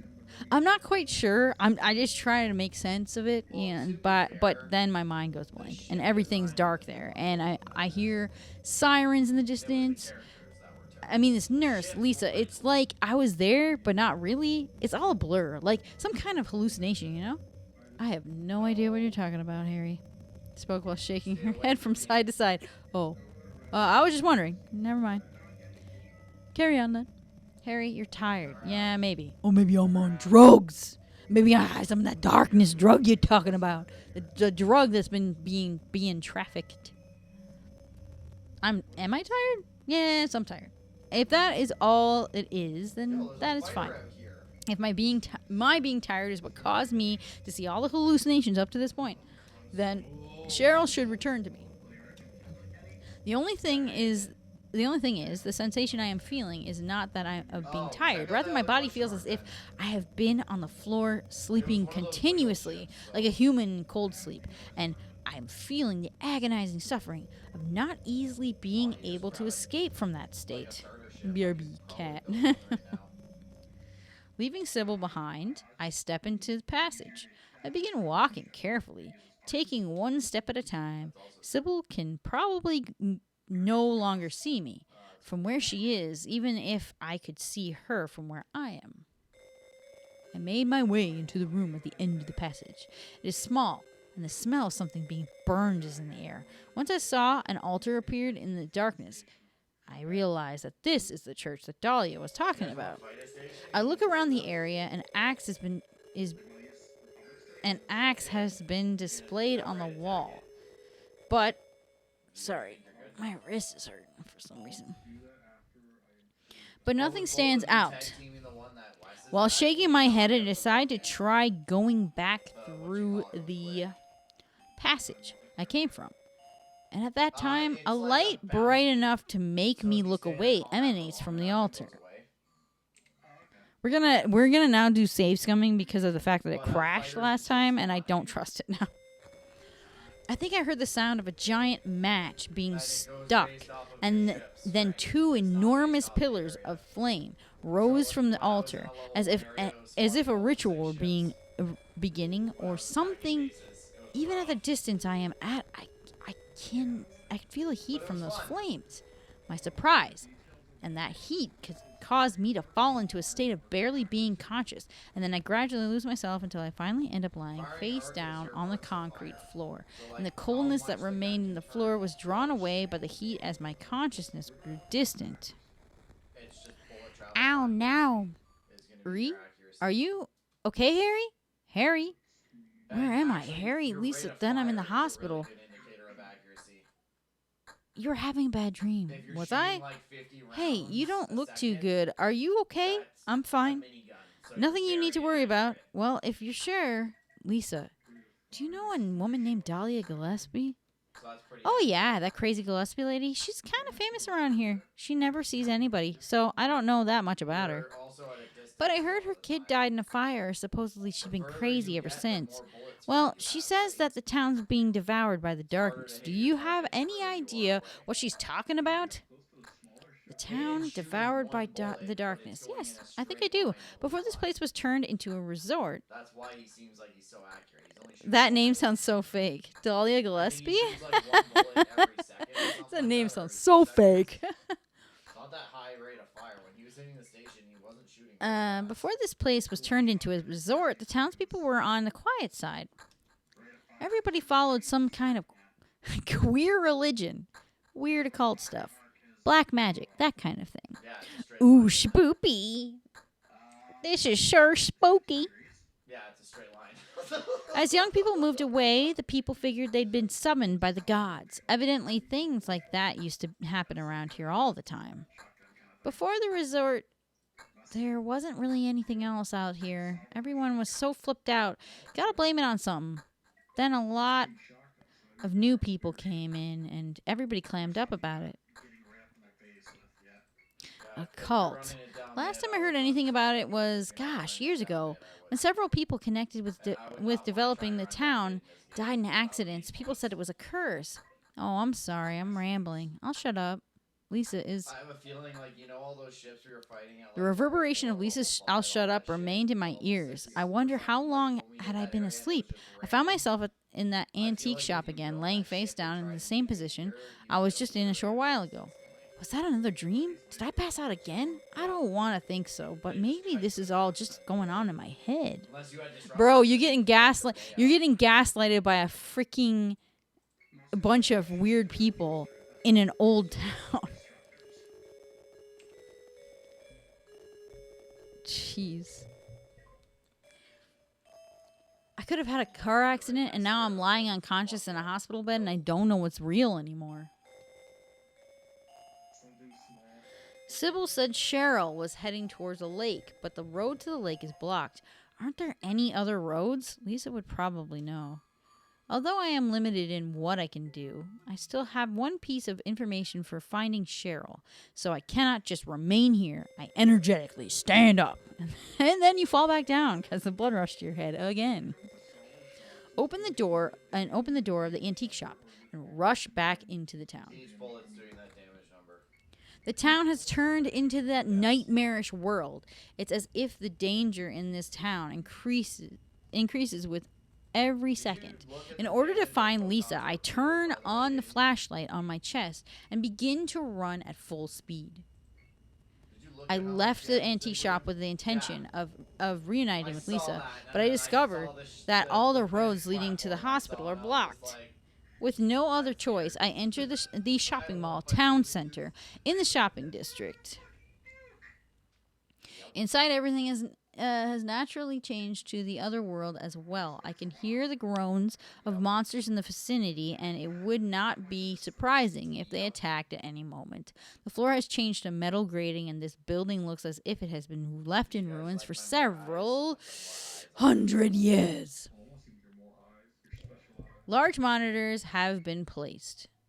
Oh, sorry. This, it's thinking that this monitor arm is my arm again, because this program just loves to think that the monitor arm is my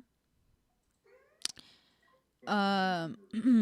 Large monitors have been placed in the hall at the entrance to greet shoppers. After wandering around the first floor and finding nothing interesting, I begin heading up the powered escalator, and at that moment, suddenly light overflows from out of the monitors in the hall. A bound Cheryl is displayed on the screens. Daddy, help me! Cheryl! I turn around and I run back down the escalator toward the first floor hall.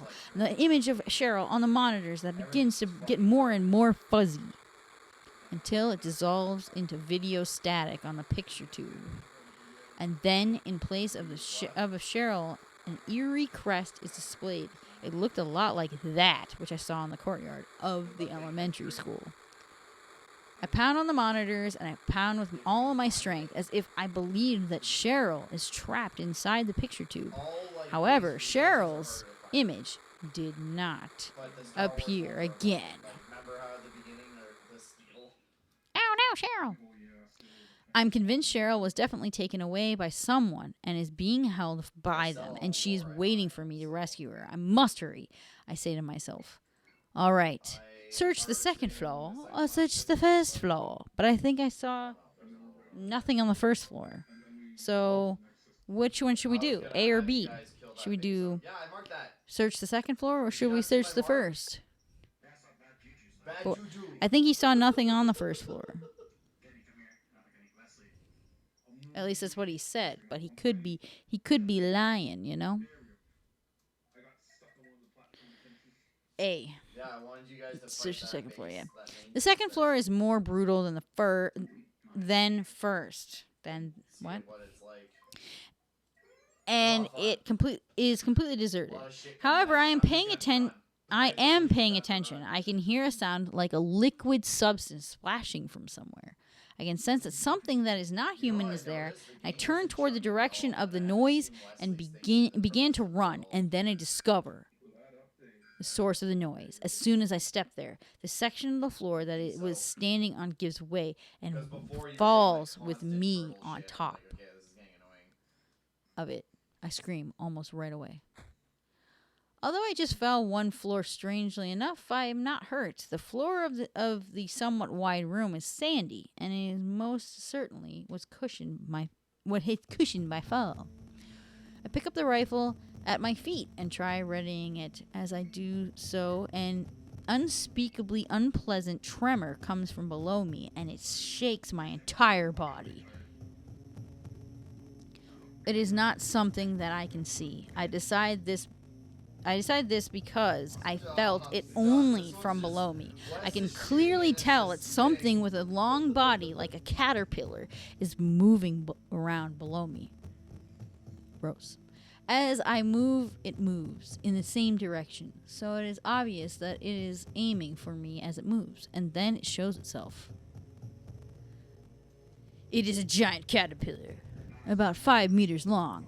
It sprays a green liquid from its fierce, tusk-covered mouth, and I can tell that the liquid is poisonous just from looking at it, and that is definitely being discharged towards me. I did not dodge it in time, so some of that liquid got on my arm, and the pain is sharp. Red is rising up where the poison liquid got on me as it is dissolving the components of my skin. Darn! Are we going to fire the rifle? Or are we going to run? I think we should fire the rifle. I'm in danger now. I once again ready the rifle that I just picked up, and then I rain bullets into the creature that has appeared above ground. Green fluid began to leak from its abdomen, so it twisted its large body and once again burrowed underground. A steel plate is conveniently laying in the middle of the area. If I can just get on top of it, then I should be able to avoid direct attack. One, run, wash yourself. However, move on to the steel plate, stay where I am. I'm freaking moving on the plate. Why would I stay? After moving onto the steel plate, I discovered one problem with doing so. I can no longer tell where it is coming from. I can only go with my intuition, just where it is going to appear from. I gamble. Behind, front, side. I'm going to go behind me. I listen carefully. I wager that it is coming from behind. I spin around and fire the rifle. It had just appeared there. My first shot went through its head. It exploded like a piece of fruit exploding, and the liquid with revolting color and horrible smell began to flow around it. I pursue it as it begins to try and escape back into the ground, firing the rifle on the deserted floor of the town center. Did I kill it? Oh, there you go. Is it dead? I leave the town center. Perhaps the caterpillar from before was blocking my path to the hospital, as my route, which has been blocked until just before, was now restored. The entire town seemed like the insides of an enormous living thing. If a part of it is treated, then part of it is destroyed. If part of it disappears, then a part of it appears. I get the feeling that I am wandering about within a living organism that has become a labyrinth. I opened the gate to the hospital and then energetically opened the door to the examination room. Inside, Lisa was waiting for me. Harry! She changes from looking completely exhausted and rushes over to me in an innocent, childlike way. Glad you're okay. Thank God you came back. I was scared to be here all alone. I'm here now. I was worried too. I'm really happy to see you. I lightly hug Lisa and gently draw away. I then speak while looking into her eyes. Lisa, can you tell me how to get to the lake? The lake? You take Bachman Road. The road's blocked. I recall what Sybil told me. Well, that's the only way out there. Are you sure? There's got to be another way. Lisa places her hand on her chin and thinks a bit, and then her eyes open wide as if she has realized something. Wait, I just remembered something. What? There's a waterworks over by my old elementary school. Bro, do we have to go back? I forgot about this. We got to go back over to the elementary school. There's an underground tunnel out. There used to be inspections or something. I remember hearing it runs all the way to the lake. Really? You think that I can get to the lake from there? I've never been down there myself, so I am not positive. Besides, it's all fenced off to keep people out. If there's a chance that I've got to try. Lisa embraces me just as I think that her face is beginning to look tearful. Harry, don't go. I don't want to be alone. It's so scary. I can't stand it. Manual save on top. This one room in an empty hospital is in this state in which monsters could kick in the door and enter at any time. She has no weapons which to defend herself with. So, her being gripped with fear is only natural. What should I do? Take Lisa with me? Leave Lisa here. Yeah, sure. Well, what should we do? Take Lisa with us? Or leave her here? Okay. I'm gonna jump over to where you're at. I want you guys to fight that station too before we go. Ugh. It'll piss the rebels off, but fuck the rebels. I don't know. I don't know if I should take her with me because I don't remember. I don't remember how to check your.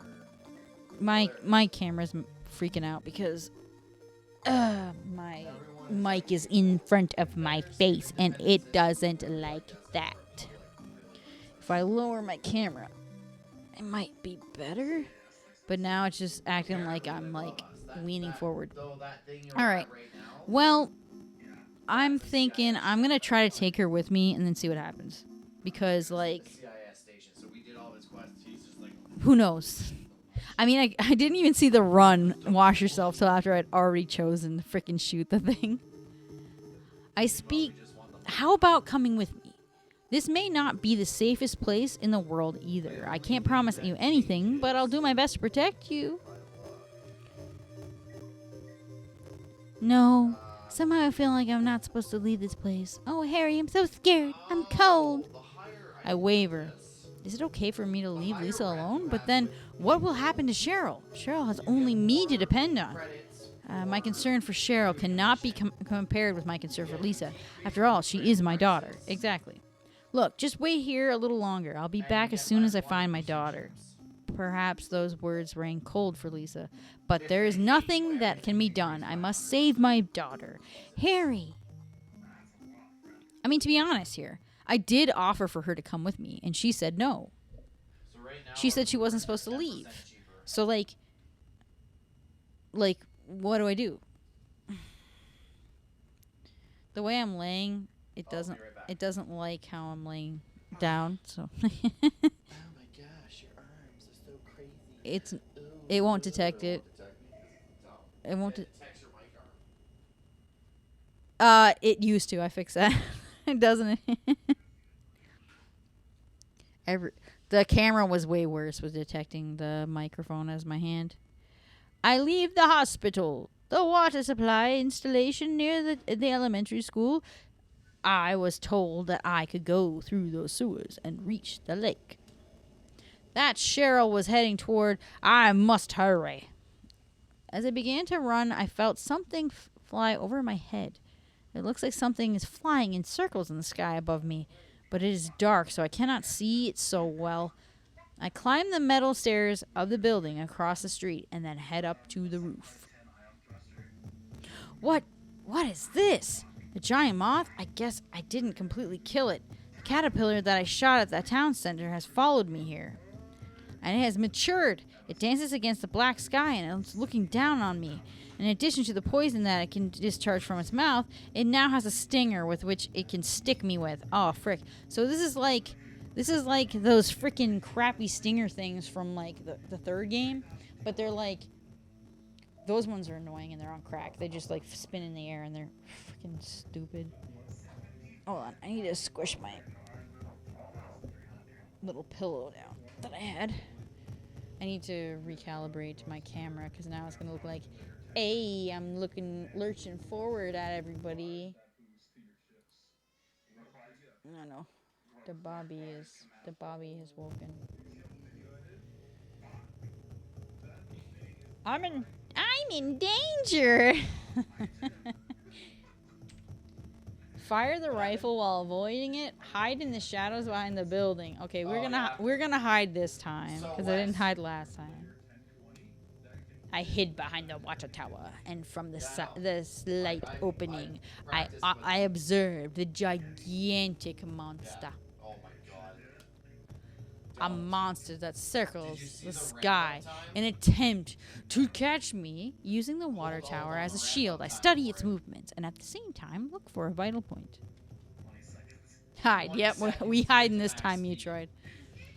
Not very good Its for head a with those fighter. poisonous tusks, its abdomen, which contains a large amount of poisonous liquid, its wings, which it can freely control. Calm down, I told myself. Absolutely. I must Are you focus gonna on attach that stupid only remote one engine target. thing What to that should I motor? focus on? Like, what target should we do? Abdomen, wings, or head? What do you You know think? the ultimate cube? If I we have a do design wings, where I it have might the knock gigantic it engine in down. it. I don't know if we could shoot the head It's from fucking here. silly. And the abdomen might kill it. I don't know. I don't know what to pick. Did you upgrade? Do we really want it on ground level with us, though, again? I don't think Wes, so. we're gonna kill this station in front of us. Well, you guys are. I'm gonna run away like a bitch. Save state and go for wings. Yeah. Yeah, yeah. Good idea. Good idea. Save state and then try the wings. I aim at its wings. Its wings are so large that even if I did blow a hole in one, that it would not make much of a difference. The base of its wings, if I destroy the joint at the base of its wings, then they will no longer function. I adjust my aim. However, aiming at such a small area is quite difficult for an amateur like me. Besides, my opponent can really fly in the sky, which makes me think that the shot is near impossible. While dodging it, I point barrel of the gun at the soft area below its chest. I adeptly use its large wing to pursue me, but eventually, its strength runs out and it falls between two buildings. Green liquid leaks from its insides, and its screams echo throughout the town. Did we kill it? Did it die? The nightmare still continues. After passing through the sewers connected to the water supply installation near the elementary school, I came up in the most popular part of Silent Hill, the lakeside tourist spot. Excuse me. However, in spite of this, there's no reason to expect anyone to be here. The area is wrapped in darkness and in a condition in which it would be impossible to even walk around without a flashlight. First, I decide to enter Annie's bar, which lies on the road to the lake. As I approach the door, I notice what sounds like a struggle coming from the other side. I'm going to open the door. Inside, Kaufman is there. Dr. Michael Kaufman. That is certainly what he said his name was. A monster has him cornered. His back is against the far wall of the bar, and he is out of breath. He did not notice me come into the bar and looked as if he had lost all hope. I pointed my gun at the monster and fired, even after the monster had died. With a cry like a metallic twisting Kaufman just stared into the air, looking completely worn out. Are you okay? As I spoke to him, he weakly stood up, brushed his pants twice, and then slowly looked toward me. Yeah, I guess so. But I'm beat. I thought I was a goner there. So how did it go? Did you find a way out? No, not yet. How about you? Zip. But it's too soon to give up. This craziness can't go on forever. A military rescue squad should be here any time now. If they come through the town, we're home free. He looked at the darkness outside the window and clenched his fists. I hope so, I say. I better get going. This isn't the time to stand around flapping out gums. I think they meant flapping our gums. He fixed his collar and then began to walk to the door. He walked as if he were incredibly hungry, and when he reached the door, I asked him the question that had been on my mind for quite some time. Kaufman. Ask him about Alessa. Show him a picture of Alessa. I think I'm going to shoot. I think if I show him proof, so like the picture, I think that will be better than just showing him, like just asking him. He could just say, "Oh, who's that? Oh, who's that?" But then I can be like, "Hey, I got a picture," and I can just show it to him. And then I think having the proof will make it so that he can't deny it as easily. I think that's what I'm gonna do. I did save state it, but I think it sounds like the logical choice. Do you know this girl? His hand, which he had placed on the doorknob, paused for a moment, and then he looked back at me. I hold the picture of Alessa in my hand. Upon seeing it, a look of horror appears on Kaufman's face, and he freezes. You? Just who in the heck are you? I was unable to understand the meaning of his question. In the next instant, Kaufman turned and then left the room as if he were sucked through the door. Dr. Michael Kaufman, he definitely has some secret. While I am not sure whether it is connected to me rescuing Cheryl or not, he knows the main reason why this town has undergone a transformation. I followed him so that he did not notice me. He races through the dark alleys. Perhaps it is because he is familiar with the geography here. The sound of the harsh wind blowing down from the mountains as it cuts through the eaves of the buildings hides my footsteps and my presence. Ooh, I am ninja. Harry Mason is a frickin' ninja. He's not a writer. He's just using it as a lie. I continue to carefully tail him, making sure not to lose sight of him. Finally, his small figure opened the door of a certain building and disappeared inside. He went into a motel, but not into one of the guest rooms. The door he went through is one that is off limits to outsiders and only for use by employees. I press down on my heart, which feels like it's going to explode, with my left hand. Open the door that Kaufman just used and head inside. Inside, ancient dust is everywhere, and the room reeks of mildew. It looks like to be a garage. Oil, a sprayer, tires, and such have been placed on a dirty metal shelf. Odd, Kaufman is nowhere to be found. There's only one other door in the room, and it is slightly open. He must have went through there and into another room. However, I did not go after him right away. Instead, my attention turned to the motorcycle near the wall, and I stopped. The gas tank of the motorcycle differs from the rest of the motorcycle as it is oddly clean and shiny, and the motorcycle is covered in dust that is not possible to even distinguish what color it is. But I guess the feeling that the gas tank area alone has been fiddled with by someone. I tried gently opening the gas tank. Inside the gas tank, there is a black vinyl bag that is protecting the small glass bottle, and at the moment I was about to reach out into its familiar voice stopped me. Give me that! When I turned to Kaufman, was just glaring at me, and his face white with anger. He clenched his fist, shaking with rage. What is this? That's none of your business. Instead of messing with that, how about you coming up with a way to get out of here? You should be hanging around here goofing off. What do you think you're doing? You want to get yourself killed? Get out of here! Even if he had not said that, I understood. I didn't know just how important this small bottle was to him, but I didn't think that it would help me to find Cheryl, so I gave it to him. Okay, take it easy. Unless you want to die, keep your mind on business. Got it? Saying that Kaufman acts calm and leaves the garage, I think that guy's got to be involved with a local drug racket. Man, he ticked. And in such a rush, too. That was probably dope in that bottle. Anyway, better let him do as he pleases. There's more than my life at stake. I then realize that I am wasting time and immediately leave the hotel. I check the map and then head to the greatest part of this sightseeing area, the lakeside.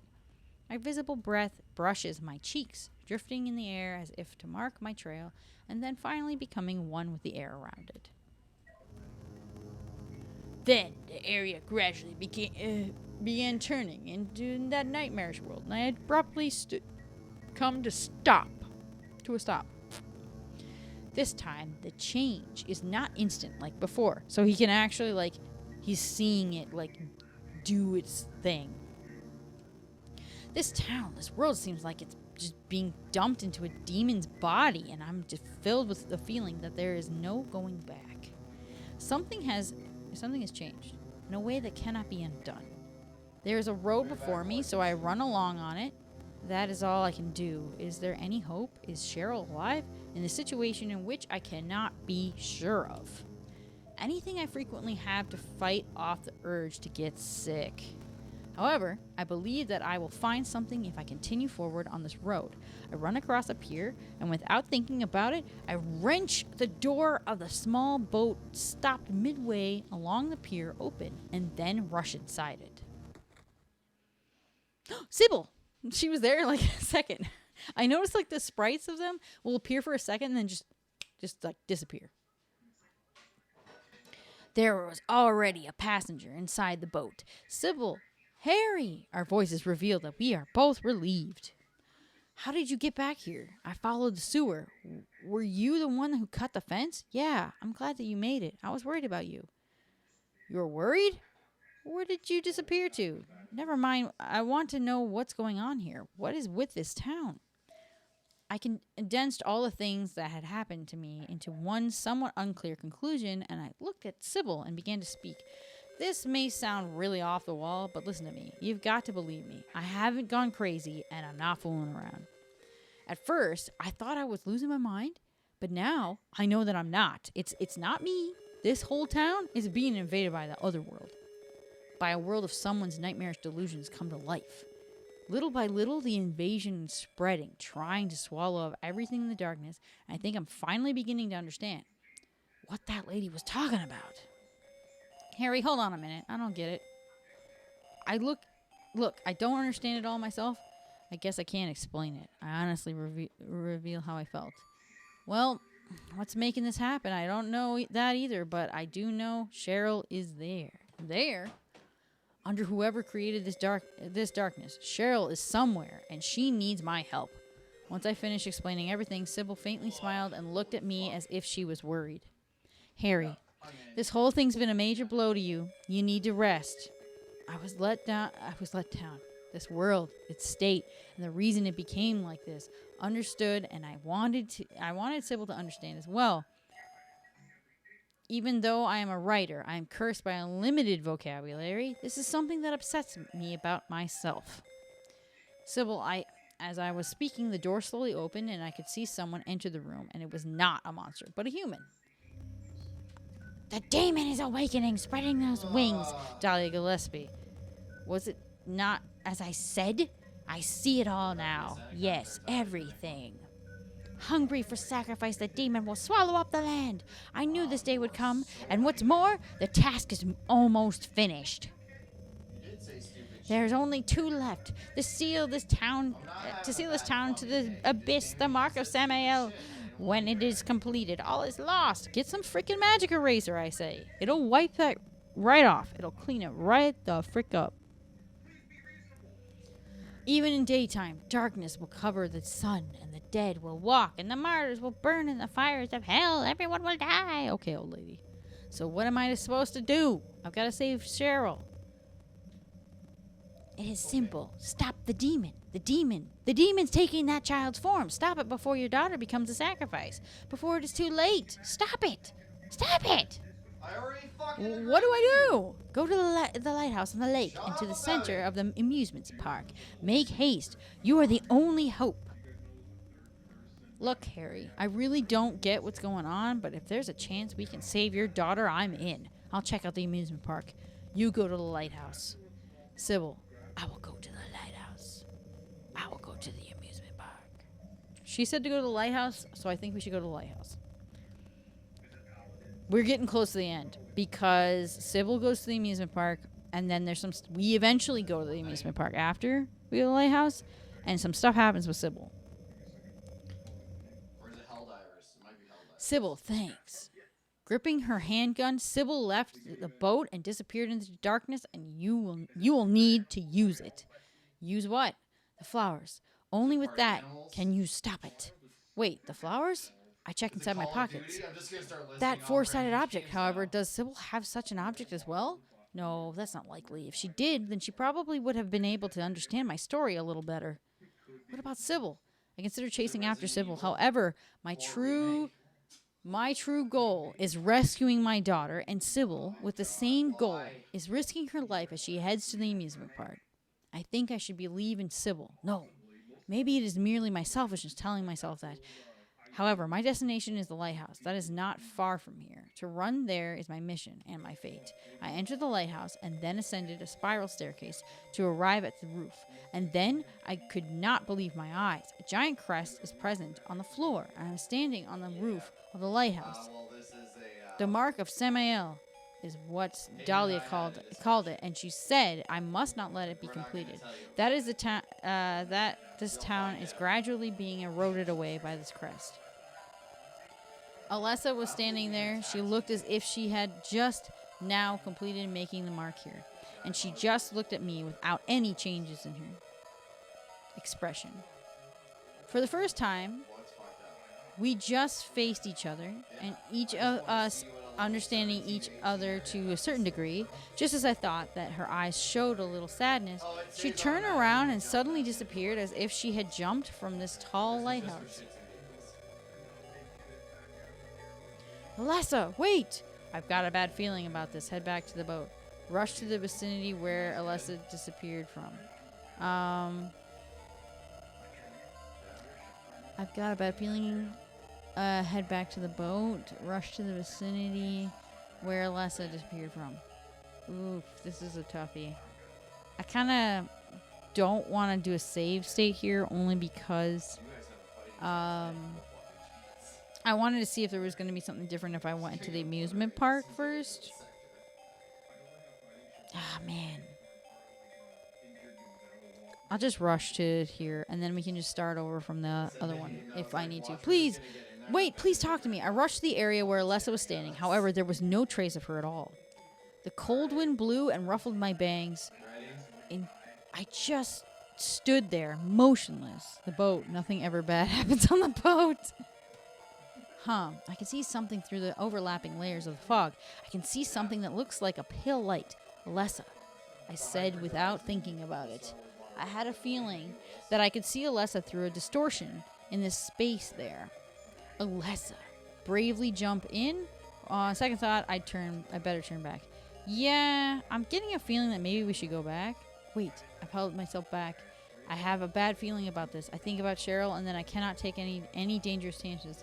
And then the safety of Sybil, who is working with me to look for Cheryl, concerns me as well. I better turn back. Yeah, I want to go back. In order to return to the boat from just before I retrace my steps from the lighthouse, and the small boat stopped midway along the pier. Perhaps Sybil has returned. And with that expectation in mind, I opened the door leading to the boat and said, but Sybil is not here. Maybe she is still on her way to the amusement park. Or maybe she has already arrived there. Or maybe something has happened to her. Within a current of guessing that raced by like a revolving lantern, I ran toward the amusement park. No, we're not staying in this sector. All right. That is as far as my memory goes. Anything beyond that is vague, and to give an account of it, I would have to make things up. However, I do not wish to include any fabrications in this story. That is my true intention in this case. Truth is stranger than fiction. But if I said that it was the truth, then I doubt anyone would believe me. I carefully read over the manuscript again. I could never even think about forgetting the detestable events of 7 years ago. Even now, my body quivers. And because of this, when the request came in, at first I considered refusing because the contents were too similar to the worldview. However, the person in charge pushed me into it. Perhaps it is an overstatement to call this a diary. It is not exactly my memories either. I just described those events within the range of my personal tastes.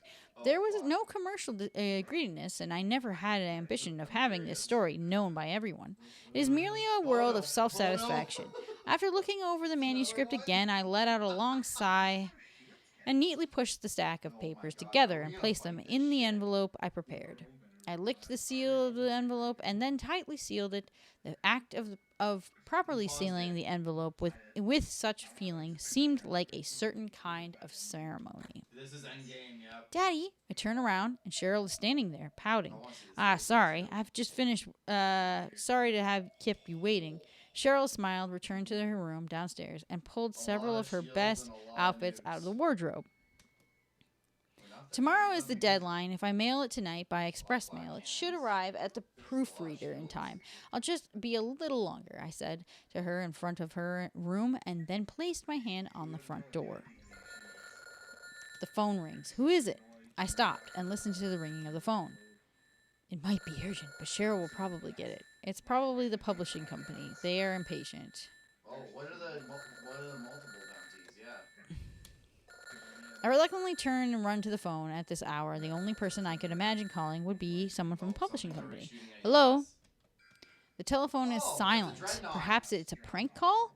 Hello? If you have nothing to say, then I'm going to hang up. I have no interest in dealing with a prank call. At that moment, I was about to hang up the receiver. The unseen caller finally spoke. Hello? Yeah, they are. My hand holding the receiver trembles. That voice is... Invisible hand. That voice is...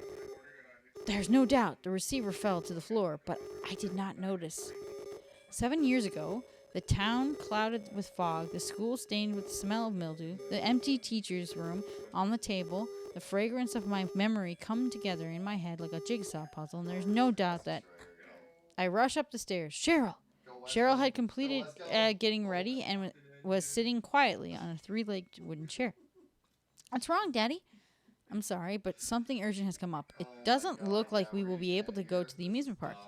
I will have to leave you here alone. But will you be okay?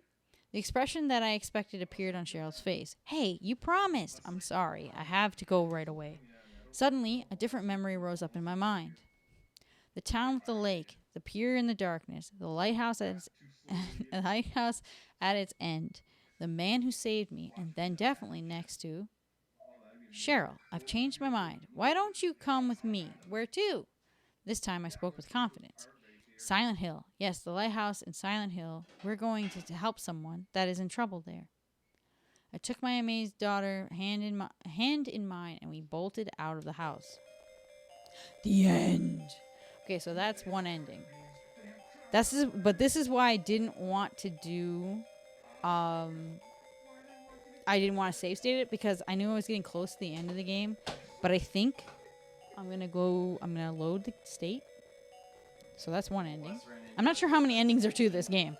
We'll load the state. It is, yeah. It's Once... I don't know if we should... I'm not going to watch all the credits, actually. I want to see... Go to the amusement park. I want to see this. As usual, I pretended to go along with what Sybil is saying and nodded. I cannot let Sybil go alone, even if she's a cop. It would be terrible if something were to happen to her while she's trying to help my daughter. I waited for a little bit and then headed after Sybil. I decided that I could always go to the lighthouse later. Within a current of guessing that raced by like a revolving lantern, I ran toward the amusement park. I arrived at the amusement park by going through the sewers. In the amusement park, which has changed the form of the outer world, several of the attractions run constantly as if they were broken toys. I pass by the Ferris wheel and arrive at the merry-go-round, but this is the only attraction that is not running.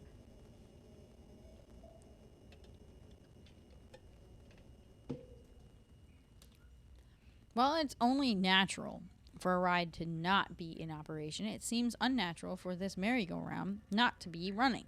I walk around it. Clink, clink. While slipping between the horses, I look for Sybil. Quite a bit of time has passed since she came here. I suppose maybe she didn't find Cheryl and headed back to that ship. But the only way to get here is through those sewers. If she had gone back, then we should have ran across each other at some point. Huh, what is this? I slowly kneel down and try touching it. The dark green liquid is still warm. Something moves through here, and if this trail is traced, it will lead back to the source of the liquid. And then, in the darkness, I see Sybil from behind. Sybil! Sybil! I try calling out to her. Only the low sound of the motors of the Ferris wheel echoes from afar. She should be able to hear me. I take another look at her. Ooh, spooky. Sybil. Odd. I do not see a brave attitude that was present in her just before. She walks as if something has drained the life out of her, like she's wandering about for no reason. I approach her and call out to her once more. And as I do this, Sybil staggers and slowly turns and confirms my presence. And then, as if I am watching her in a slow motion, she raises her right arm until it's parallel with the ground, and then a bullet fires from the handgun she is holding. Sybil, it's me, Harry. The bullet grazes my shoulder, and with a discordant metallic sound, it hits one of those wooden horses. She's coming towards me. Her eyes no longer appear to be human. The eerie red color of her eyes does not make it look like her life force has been drained, but instead it makes it appear as if she has been possessed by some evil being. I was too late, I think. Her heart had been devoured by someone. No, by Alessa. What is there is no longer... What if there is no longer Sybil? I'm trying to, change the words. Just an alter ego of Alessa that is using Sybil's body. I ready my handgun and fire it at Sybil. I have no choice. If I do not fire, then I will be killed. If I die, then I won't be able to save Cheryl or anything. Sybil! She should be my most dependable partner, the first person I met in town, and a supporter, an irreplaceable friend that risked her life to help me search for Cheryl, and now I'm going to kill her in the name of rescuing my daughter. However, I have no choice. I'll be killed if I do nothing. I pulled the trigger. I'm sorry, Sybil. Each time I hit Sybil, I feel like I'm going to pass out, and as Sybil collapses, I become aware of my error.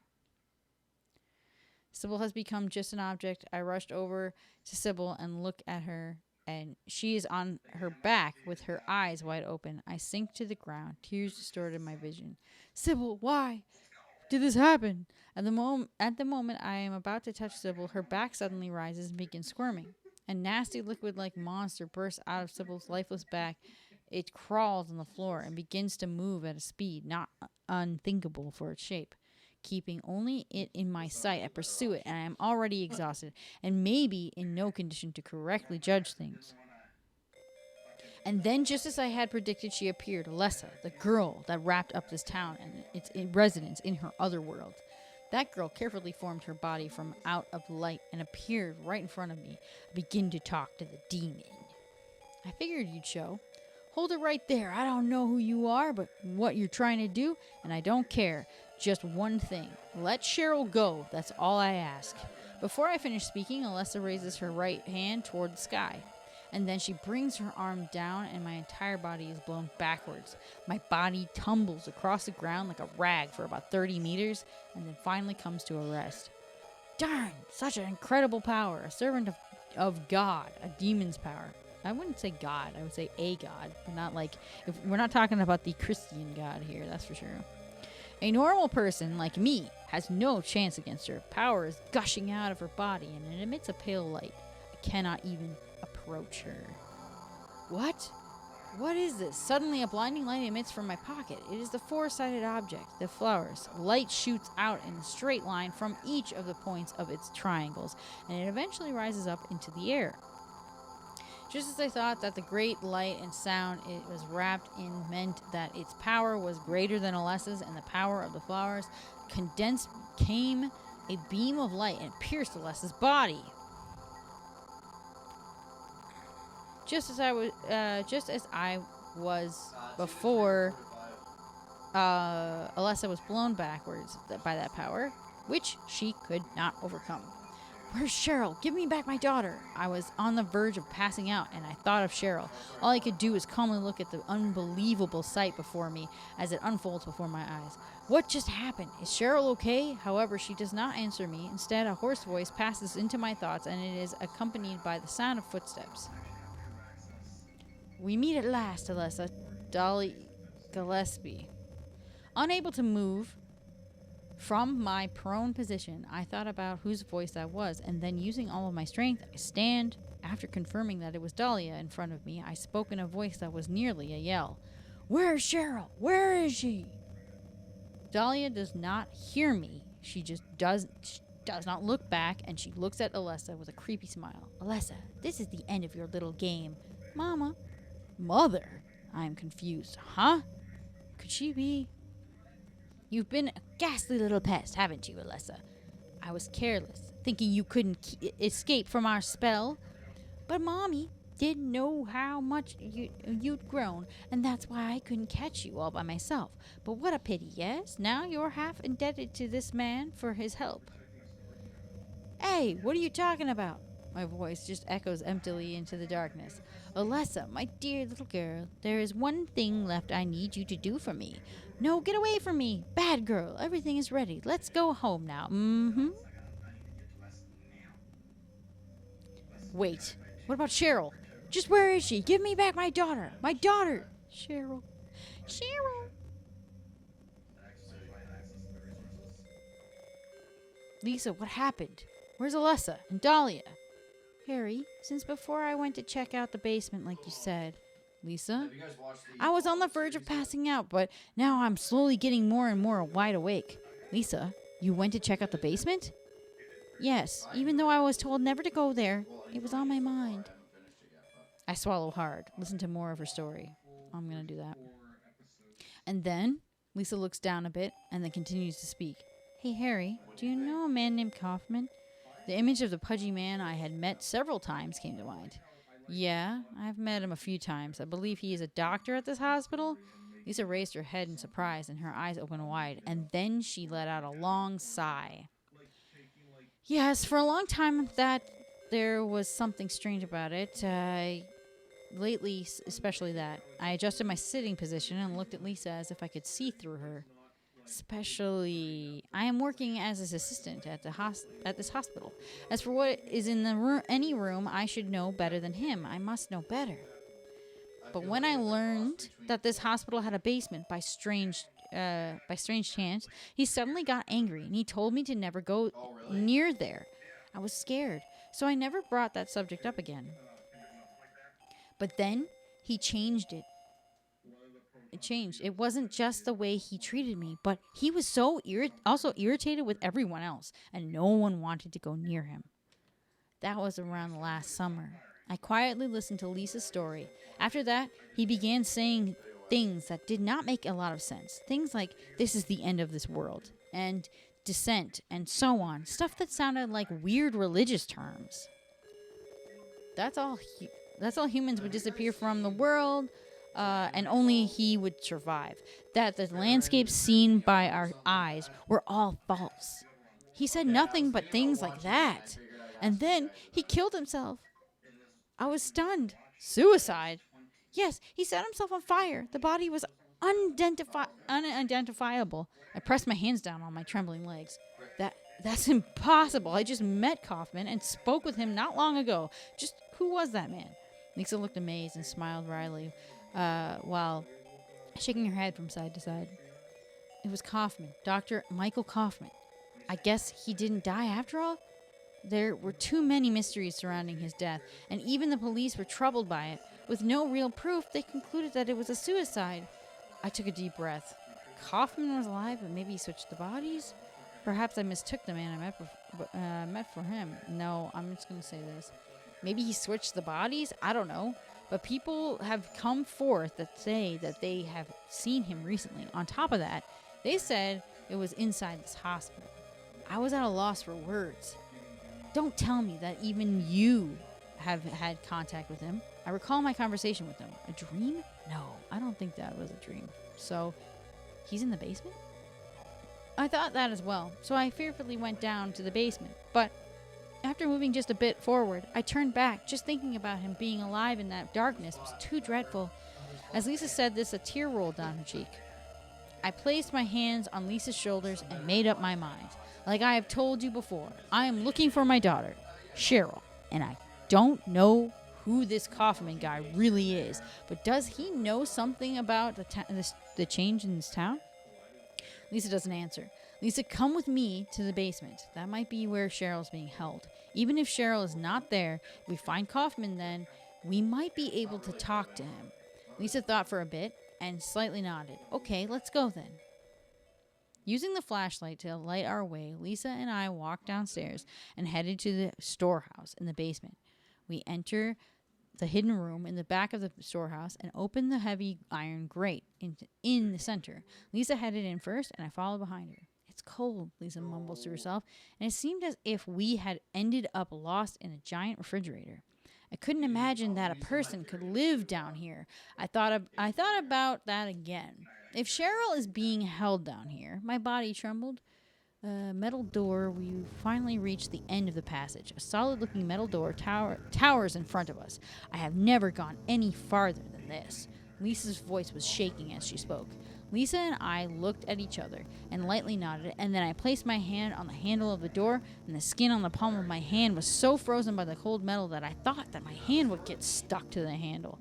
Lisa took a step back, and I looked at the door, put my weight into the hands, and opened the door with one pull.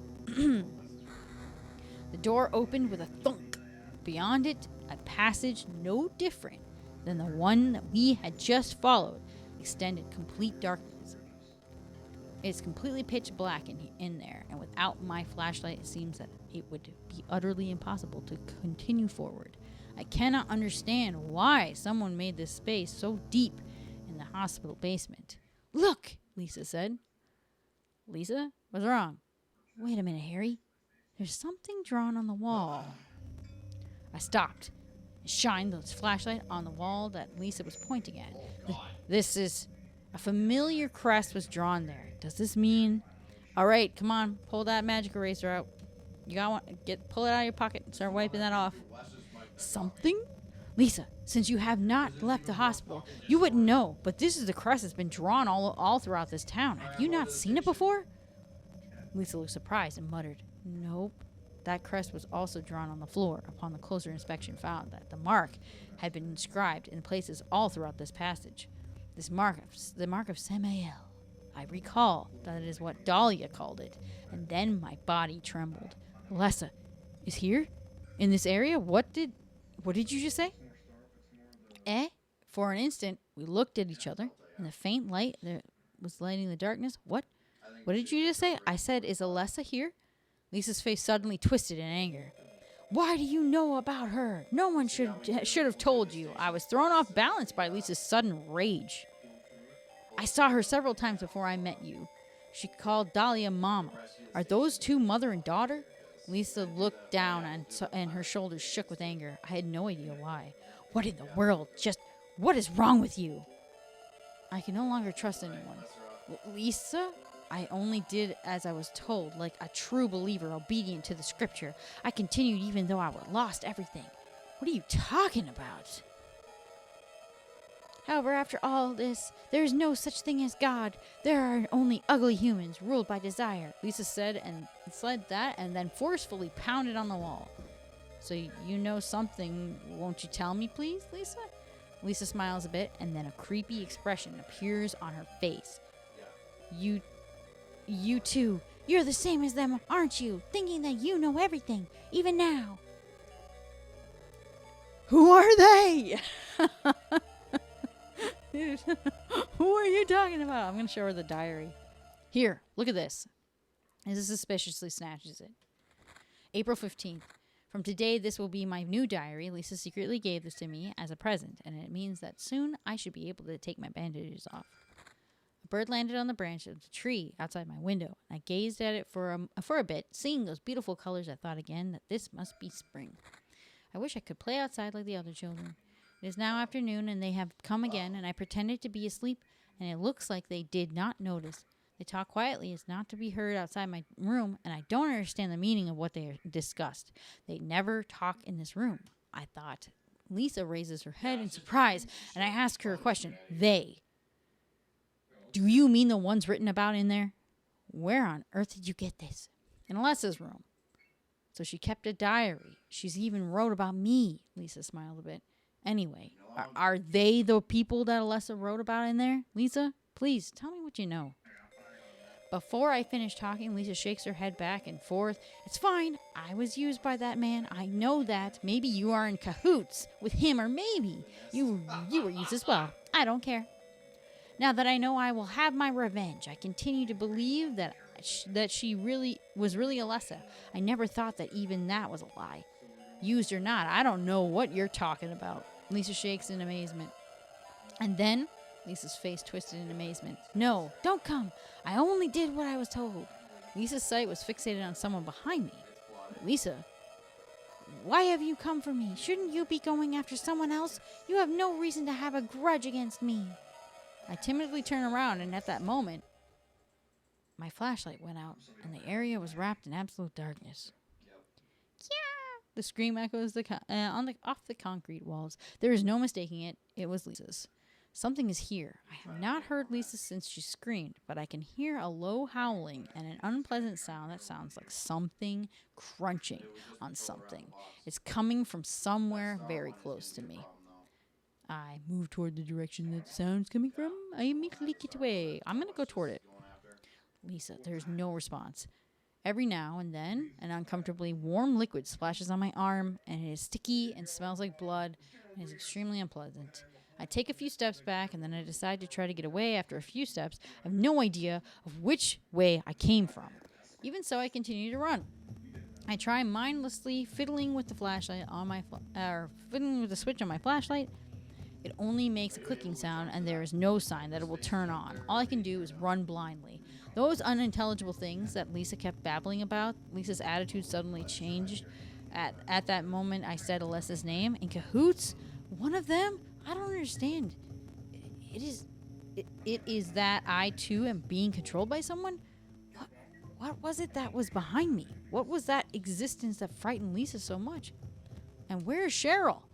I don't know anything anymore. If what Lisa said was true, then Kaufman might be somewhere down here in this basement. He is said to have killed himself. However, I just saw him in the bar, and we spoke, and at the moment, I found a small bottle in the gas tank of the motorcycle. He gave me a furious look and yelled at me. There's no doubt he's alive, and he must know something, an essential key regarding what is wrong with this town and Alessa's existence. Thud! I ran into the wall right in front of me, bounced off of it, and fell backwards. Ouch. And then by chance, my light begins to pour out from my flashlight. I rubbed the area around my lower back, stood up, and then shined the light on the wall that was blocking my path.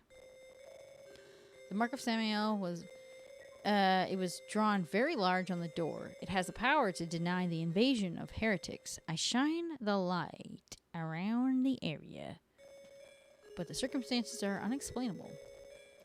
I was trapped inside of a cramped cube about 2 meters across. The path I ran through to get here has suddenly vanished, and in order to escape, I can only open this heavy door. I was no longer surprised, or rather, my mind was paralyzed, and I was no longer able to be surprised. Perhaps saying it like this is best. What should be and what should not be have become reversed. I opened the door in front of me, let my body go with the flow. Either way, we're opening the door. So I place my hand on the door. It opens much easier than I thought it would. An entrance to the deepest area, dazzling light escapes from the inside. I place my hands over my face and I squint. Ouch. What are these, headlights? But it's already too late. My body bounced like a ball and smashed into the face of the rock several meters behind me.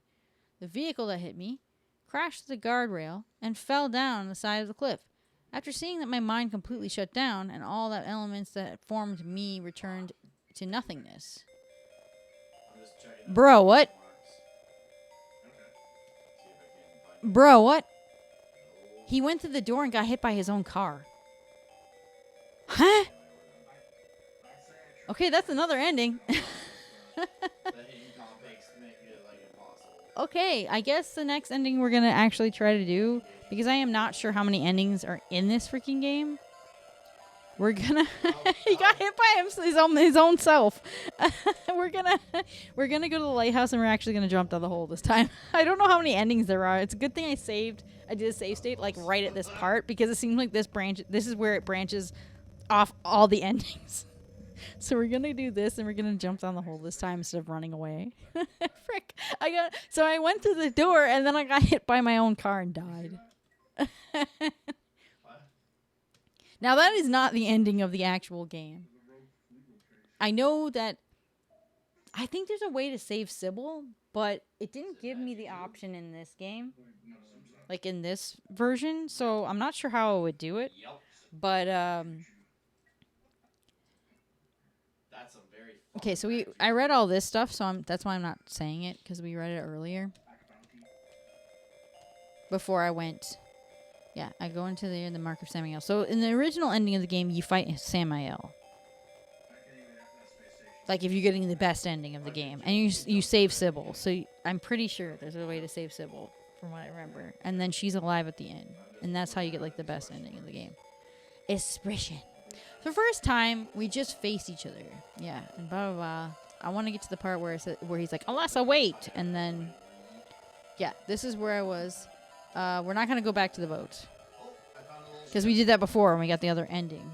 Wait, please talk to me. I rushed to the area where Alessa was standing. However, there was no trace without thinking about it. I had a feeling that I could see Alessa through, the distortion. Bravely jump in. Because when I went, on second thought, I'd better turn back. And that's what caused the other ending where he's like writing the story. But then he goes back to Silent Hill to save, I guess, Sybil. I'm not sure why he goes back. Bravely jump in. I was walking on air. With each step I took forward, the distortion, I was stepping on air. Finally, my body is completely enveloped in that hole. Inside, Alessa was sitting on the ground, sobbing. Alessa covered her face with her hands, and her shoulders trembled. She cried, and I nestled up to her and knelt down. Suddenly, the area became a sea of fire. Among the heaps of debris, Alessa is screaming. What is in Alessa's mind? Alessa's suffering mind. The detestable event of 7 years ago, the flames that burned an entire section of the town, was being replayed before my eyes. Alessa, I shook her shoulders in an attempt to wake her from this nightmare. Alessa raised her head, and when I looked at her, my heart nearly stopped. Cheryl it is unmistakable. This girl is Cheryl, who I have been searching for. Cold rain moistens my cheeks when I come to the realization that I'm standing frozen on top of the lighthouse, staring off into the empty darkness. A dream? Was I hallucinating? Oh, what about Cheryl? In order to return to the boat from just before... Okay, so now I'm going back to the boat along pier. Perhaps Sybil has returned. And with that expectation in mind, I open the door leading to the boat. But Sybil is not here. Maybe she is still on her way to the amusement park. Or maybe she has already arrived there. Or maybe something has happened to her. Within a current of guessing that raced by like a revolving lantern, I ran toward the amusement park. I arrive at the amusement park by going through the sewers and the amusement. So, okay, this seems like more like the actual game. Because I thought you go to the lighthouse and then you go to the amusement park. So maybe we'll save Sybil. Maybe we won't shoot her this time. Because it didn't give me a choice. He just started shooting. Attractions ran constantly as if they were broken toys. Yeah, we read all this. And then he sees the green liquid. And he doesn't know where it's come from. Selena, yeah, I tried touching his dark green liquid, yada yada. We've already read all this. Now, do we kill Sybil again, or do we do something else? Sybil, try calling out, taking a look at her. Yeah, she stands up. Don't kill her this time, though. We gotta save her. Odd. Do you not see the brave attitude that was present in her just before? And she won't. Okay, drain life out of her. She's wandering. Yep, and then she tries to, like, shoot me. Yeah, I can't warp to this station. She's coming towards me. And then she has the red eyes, like she's possessed by the demon. Yep. I ready my handgun and fire it at Sybil. No! Why do I not have a choice? Risk my life. And now I'm going to kill her. No! Freaking don't! No! How do I save her? Sybil has become, yeah, okay.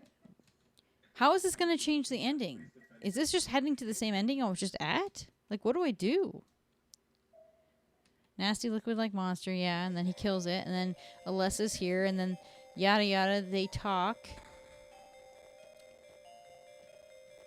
And then he finds out. Yeah, he blasts her backwards. We know this. We've done all this, so I'm not going to read it. What the frick? So what do we do? Just as I was just before, Alessa was blown backwards by that power, which she could not overcome. Yeah, I know this. Just happens. Is Cheryl okay? However, does not answer me. Instead, a hoarse voice. Yeah, I know. And then it's dummy here, this idiot. Wham, wham, wham. She's really wanting her daughter to summon the demon. She's been lying this whole time. She just wanted me to find her. So she's been saying how, oh, you need to stop the demon. You need to stop the demon. And in reality, she wanted us to find her so that they could summon the demon. She's a liar. Your ship is wedged in your ship. So, in turn, we accidentally find her. Mm-hmm. My daughter, Cheryl. Okay, now here's Lisa again. And we've got the whole thing with Lisa, which we talked about before. These creepy rooms. And then, Harry, help me. I'm so scared. I can't take this. Only temporary thing. You're in shock from when you were knocked out. Don't fret about it. You'll remember after a while. No, you don't understand. Wait, where do you think you're going? Harry? Lisa, what's the matter with you? I get it now. Why am I still alive even though everyone else is dead? I'm not the only one who's still walking around. I'm the same as them. I just hadn't noticed it before. Lisa? Stay by me, Harry. Please. I'm so scared. Help me. Save me from them. Please, Harry. Okay, this is different. Sorry, I cannot stay with you. Don't worry. I will do what I can. This is tricky. Sorry, I cannot stay with you. Don't worry, I'll do what I can. Dude, what do I do? Should I say, sorry, I cannot stay with you? Or don't worry, I will do what I can? We're supposed to be looking for... Cheryl. We're not supposed to be, like... Cheryl is the top priority! This is so rough.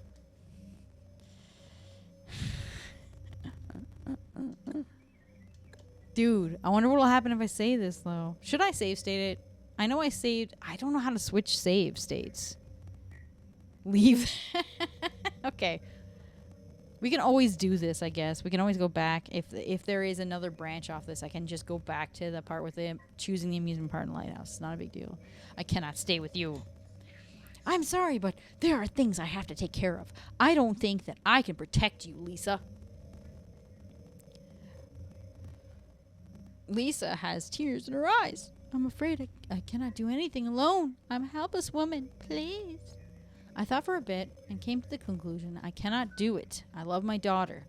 Lisa appealed to me in a tearful voice. That girl that you don't even know is alive or not, you don't even know where she is now. You should be worried about the person that is alive right in front of you. Oh my frick. Yeah. This is a proper answer. That was leave her. Agreed. That is his daughter. You can't talk to him that way about her. I lightly exhaled. No matter what you say, I must go. Please understand what I am going through. Please. Saying that, I turned toward the door and Lisa reached out to my shoulder, but I did not look back. Lisa's condition became abnormal. She then extends her hand towards me. Help me! She doesn't say it, but I know that is what she is saying from the movement of her lips. While she stares into the air, Lisa's body appears to drift and wiggle as she edges toward me, one step at a time. She falls to her knees. She falls on her knees with me fixed in her sight. Lisa is falling headlong down the staircase to death, and then Lisa stopped moving.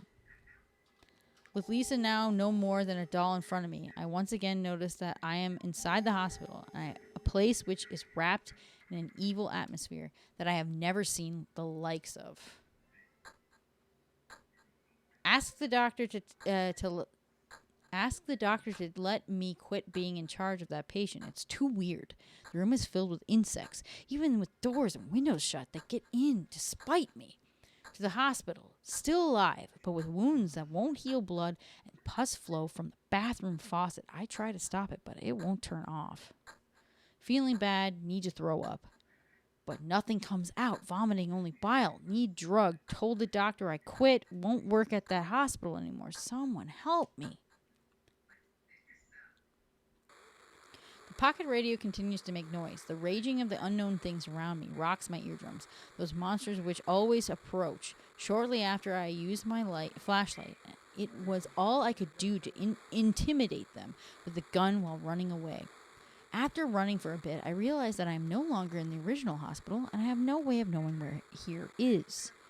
Bridging the gap of my faint consciousness, I move from place to place. I'm being moved by someone. Maybe that is the best way to think about it. It's definitely us controlling you with the controller.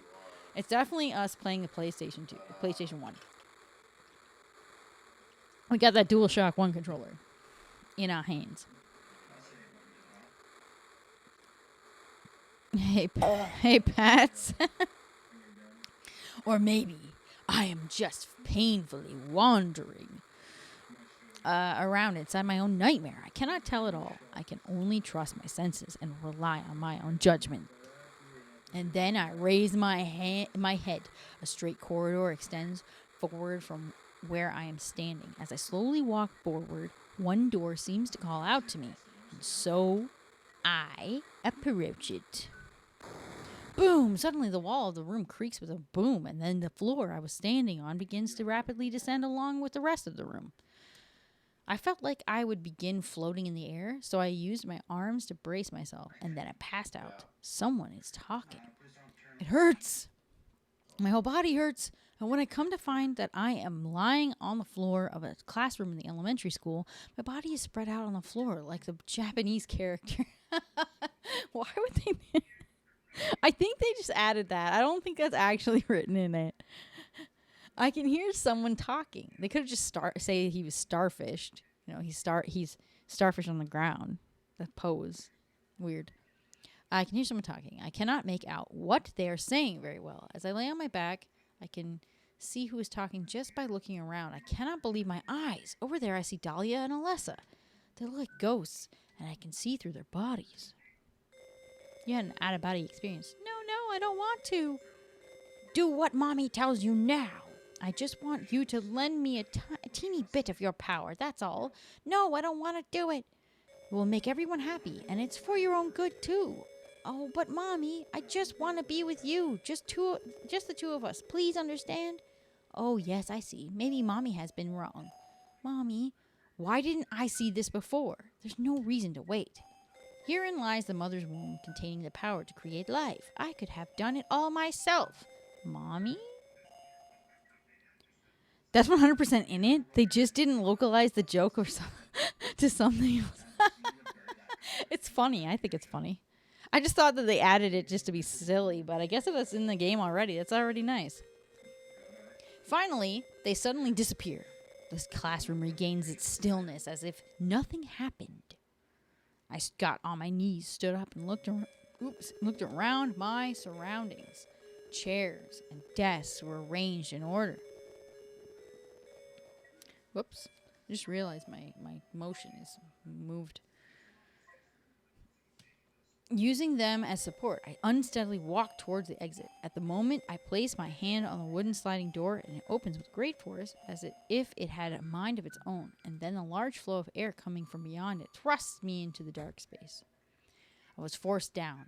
I found that I had been thrown into a room of the hospital again. My body had rubbed on the disgustingly dirty floor, and I picked myself up and suppressed the urge to vomit while brushing off my shirt several times. A video cassette recorder has been installed here, and it looks like it can be used. I insert the tape that I had picked up at some point into it and timidly press the play button. After a moment of static, a picture appears. On the screen, Lisa appears, and she's sitting alone with her elbows on the desk and her head down. I turn up the volume on the monitor and listen carefully. What is it? Still has an unusually high fever, eyes don't open, getting a pulse, but just barely breathing. Her skin is all charred. Even when I change the bandages, the blood and pus just start oozing through. Why? What is keeping that child alive? I can't understand it any longer. I won't tell a soul, promise. So please. And then the screen goes black. The tape was ejected as if it were something dirty being spit out. It fell to the floor and it broke with a crash. Magnetic tape. There is no doubt someone is eating away at my consciousness, and the magnetic tape extends out of the fallen video cassette and wraps around my legs. I try to get away, but the tentacles of the tape get around my neck and begin to tighten. With both hands, I try as hard as I can to tear the tape away that is twisted around my neck, but I am halfway passing out, and so my hands do not have strength to do so. In the light that is reaching my pupils, I can faintly detect what appears to be human figures. They are standing around a bed with Dahlia on the left and Kaufman on the right, and just a bit away from him, some people in white coats that look like doctors. Each of them have troubled looks on their faces, and they peer at the face of the person lying on the bed. Everything is going according to plan, sheltered in the womb, Dahlia. But it's not done yet. Half of the soul is lost. That is why the seed lies dormant. Man 1. And what soul remains captured in that husk is buried deep down in the subconscious. Man 2. Are you trying to say it won't work? That wasn't our agreement. Kaufman. No, these are just stalling tactics. If we lend a hand, we will be able to get power. Never fear. The promise shall not be broken. Dahlia. But the power we can draw now will be very weak, almost nothing, unless we get the other half of this soul. Man 1. We'll use a magical spell. Feeling this child's pain, it's sure to come. Dahlia. But that will take time. Man 2. And then the illusions fade away. I carefully observe the inside of the room, and this room is, I've been here before, I think. The tape, which should be tightly wrapped around my throat, is gone, and I realize that my own hands are wrapped around my throat. Something is on top of the desk that has been placed in the center of the room. This isn't the first time I've been here. When I was here before, I was certain that unlike other rooms, I had sensed the warmth and presence of a person in this room.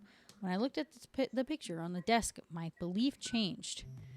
Alessa, I tried calling out to her, and she is the instigator that created this other world. However, it would be hard for anyone to forgive the experiment that was carried out on her body under the pretext of magical spell. This is where she lived. Her hate spirals out in the cursed wings of the hospital. However, there is no way to prove the reality of it. All I have is a vague sense of it. Reflecting in my blank eyes, the room is standing and begins to change shape. The bed and picture frame from before are gone, and the room transforms into a completely different one. This is a child's room. Stuffed animals and art supplies are scattered about all over. I notice something. Alessa's probably collected these butterfly specimens of many different colors are just on display. I think I just saw something flash. Why are there... What did we see that flashed? I'm trying to like... How do I investigate this? Like I'm pressing buttons?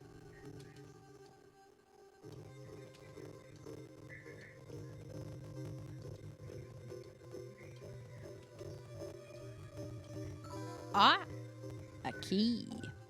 I found a key. This key invites me. Had I not been very careful, I would not have found it, as it was hidden behind one of the butterflies. There is a door in front of me, and as I approach it, it seems to edge up to me. As I extend my hand to the knob, the door makes a light tapping sound and begins opening as if inviting me into the heart of something evil. Woo! Spooky. I finally arrive at the deepest level of the other world. Inside the door, it is wide, and the floor is metal grating. It is filled with an evil atmosphere. Additionally, it is accompanied by a strong power that I have not felt before. The ceiling is too high for me to see. This is a giant space so large that I cannot tell if I'm outside or not. Carefully walk into the large space, one step at a time. All the answers I seek are probably in this room. Dahlia and Alessa, it is definitely those two.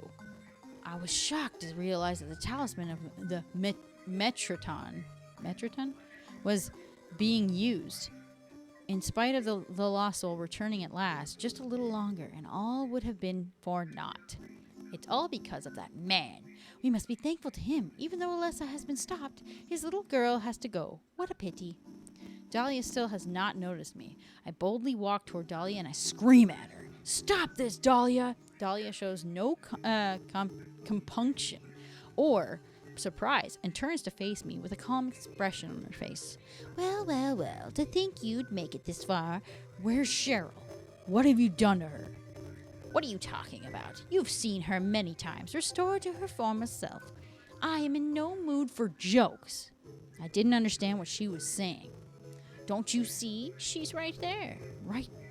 Right there? Only Alessa draped in her blue clothing is where Dahlia is pointing. That's absurd. You're the only one who thinks so. Why? Why are you doing this? It's been a long 7 years. For the 7 years since that terrible day, Alessa has been kept alive, suffering a fate worse than death. Alessa has been trapped in an endless nightmare from which she never awakens, and he has been nurtured by that nightmare, waiting for the day to be born. That day has finally come, and the time is nigh. Everyone will be released from pain and suffering, and our salvation is at hand. This is the day of reckoning, when all our sorrows will be washed away.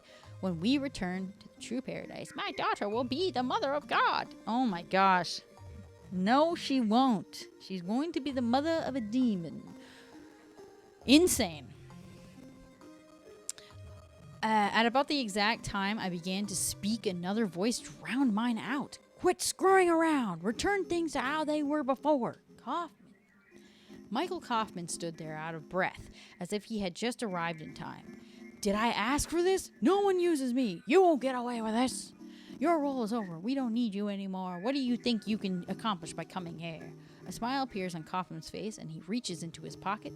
My, aren't we getting cocky? Bet you can't see this and keep your cool. The item that Kaufman pulled out of his pocket is definitely the small bottle that I found in the gas tank of the motorcycle that was in the garage somewhere. How do you say Aglaophosphatus? I thought I got rid of that. All I had to do was plant it somewhere for you to find, and you all, well, it kept you busy. Ha! You're easy. And there's more where this came from. Stop it! Kaufman throws a small bottle at Alessa. All four of us watch the bottle fly into the beautiful parabola, our eyes fixed on the sacred liquid within. There is tension. Although she's normally calm and composed, that drug is enough to frighten Dahlia. That small bottle hit a part of Alessa's body, shattered into pieces, and soaked Alessa uncomfortably with the red liquid that was inside. Dahlia looks completely emaciated as she watches the whole thing. However, not me, nor anyone could have predicted the situation that came out of that event. Aha! See, this is what actually happens at the end, like when you get the true ending. But I thought there was a way to save Sybil. Maybe that's just wishful thinking. Maybe you can't, but I really thought you could. Alessa's back splits open, and a giant creature, the likes of which I have never seen before, tears through the cloth of the one-piece dress Alessa is wearing. It looks like an insect breaking out of its cocoon as it is being born. It has large wings and a head like a bull, and with its green muscles swelling, it rose up and out of its mother's body, Alessa, and then it let out an earth-shaking, brutal, evil cry and looked down at us. Huh? What the? I yell out, not addressing anyone in particular. What on earth? That's not supposed to. Kaufman just stands there in utter amazement as the events unfold unlike how he had expected. It's awakening. It's awake. Now no one can interfere. Dahlia, in a fit of insanity, had a feeling that could not be described as pleasant or angry. Cheryl, I call my daughter's name one more time. Give up. That person no longer exists. This is God descended among to reach out and save us. That doesn't look like it's going to save anybody. I edge up to Alessa, the mother's body that has been cast off, and there I see Cheryl, about to fade away as always. Thank you, Daddy. Goodbye. I'm certain that is what she said. Cheryl? Can't be. You can't leave like this. Cheryl is already beginning to run away from me. This can't be happening. Cheryl! Cheryl! I yell out, and the figure of my daughter, who I have been searching for, gradually dissolves into the darkness, just like the figure I saw when I first arrived in Silent Hill. Cheryl! Wait! We gotta fight this thing. We gotta fight this creep. Come on, let's kill it. The electricity overflowed from the entire body of the creature that was born from Alessa, divided into several lightning bolts, which struck above my head. I ran about trying to escape. However, that band of electricity follows me and constantly appears in front of me. I have began to sweat, and it is getting into my eyes. If I keep running about like this, I will be beaten. I vaguely think, even if it means that Cheryl will not come back, by killing this conceptually evil creature, the situation will clearly improve for the better. Time to murder it. Time to blast it. It's time to shoot it. It's, the thing. I ready my weapon. During the short time between the lightning strikes, I fire many bullets into the creature's body. During that short time from when it spreads its large wings and becomes ready to strike, I do not even think about ceasing my attack. My strike. Cheryl's smile flits through the back of my mind. What was it that she wanted when she decided to travel to Silent Hill? You were the one to suggest it, right, Cheryl? Were you called here, or did you wish to come here of your own will? Cheryl, I loved you more than anyone, and I still do even now. That is the truth. However, I must bury this creature. I must make up for the sins that Cheryl took from me. And then, when a final bullet penetrated its body, it lost its means to keep its body together, and finally the pieces of its body fell apart and dissolved into darkness, and it was completely gone. Murder it! Time to kill it! It doesn't want to... What? It's because some stuff's blocking my sensor. The large space begins to shake heavily. A sound, horrifying noise rises, horrifying noise rises up from below, and within it, my existence is thrown from dimension to dimension, and I feel pain just being there. Fire has broken out in various places in the area, and I can tell that this space, as well as the entire town, are on the verge of collapsing. Alessa lies on her stomach in the center of the space, and she shows no sign of moving from there. She is just protecting her entire body in a bird-like manner, and she desperately holds out a new life that is just below her abdomen towards me. I ran over to Alessa. A pained expression rises on Alessa's face as she hands the newborn baby to me. The hellfire burn with force and spread around, and my life is threatened. There is not enough time left to try and rescue Alessa from here. I hold the baby she gave me tightly to my chest and begin to run from the twisting space in search of somewhere safe. I do not look back. Why did Alessa entrust this small life born from her at the end to me? I have no idea. But I have a feeling that I am obligated to raise this child. Behind me, an explosion occurs. I run. All I can do is continue to run. Without looking back, I move forward towards the ray of light that I have a faint glimpse of. Okay, so that ending is what actually happens. You get the newborn baby, and he raises the baby, and that's the baby that is the girl in the third game. So essentially, she's like kind of like a reincarnation of Cheryl, but he names her Heather. But they still come after her because, she's still born from Alessa, so they still want her to birth God again. But, that is actually I'm pretty sure is the ending of the original game, from what I remember. Like, the legit ending, not the silly endings, not the fakes. But, I need to look up, is there a way to save Cheryl? Or not Cheryl, Sybil? Because I thought there was.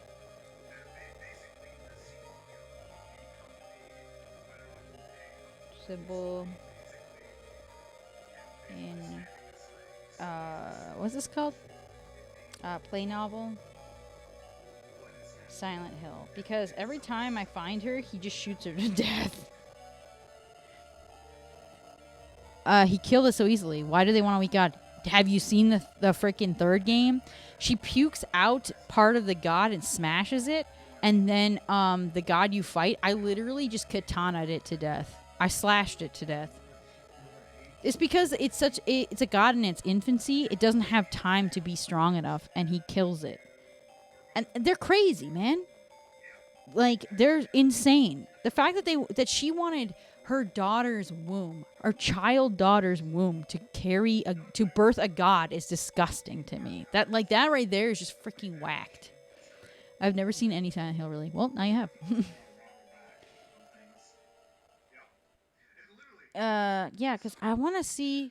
Oh, it's claiming that's ending 4. Oh, no, these are cards. You can collect cards? Oh, my gosh. I'm definitely not... I'm going to have to play this game some more, like, digital trading card. Oh, my gosh. But I want to know if in the play novel if you can save Sybil...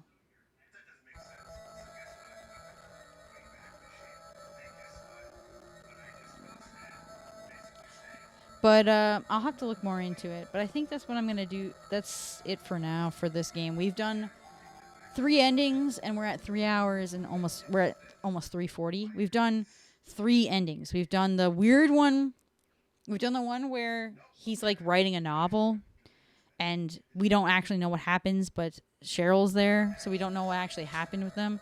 And then we did the one where he goes through the door and he gets hit by his own car and dies. And then we did this, the ending that I remember, but I thought we could save Sybil. There might be a way. I just have to look it up to see if there's like a specific answer I have to do that I may have missed prior to my save state. But yeah. There, yeah, so I think it's already saved, hasn't it? Let me see. Oh, come on. I just want to see if it's saved. It's saved. Oh, it saves over. Okay, so then I would just start at the beginning. That's okay. That's fine. It's just going to save over. Apparently, you can play as Sybil in part of it, but I never got to that point. So I'll have to figure out what branches I can do, and then we'll possibly revisit this game once I figure that out. But at the moment, we've done 3 of the endings. But I'm going to exit out of that, and I'm going to go to chats until we finish this out. I just need to move some stuff. Like unplug my controller. Silent Hill 1's a great game. To play like the actual game it's good. I'm probably gonna have to play it on stream at some point. I've done Silent Hill 3 and 4, but I'll probably revisit them because I usually do. I did that with Rule of Rose. But I've never beaten 1 or 2 on here, or Homecoming. I don't own Downpour, so I don't know if I'll ever play that one.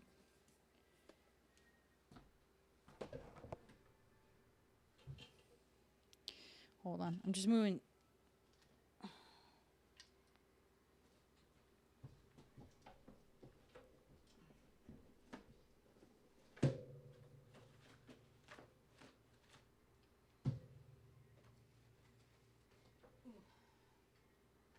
Just moving some stuff around because I have like a whole bunch of things on my thing here.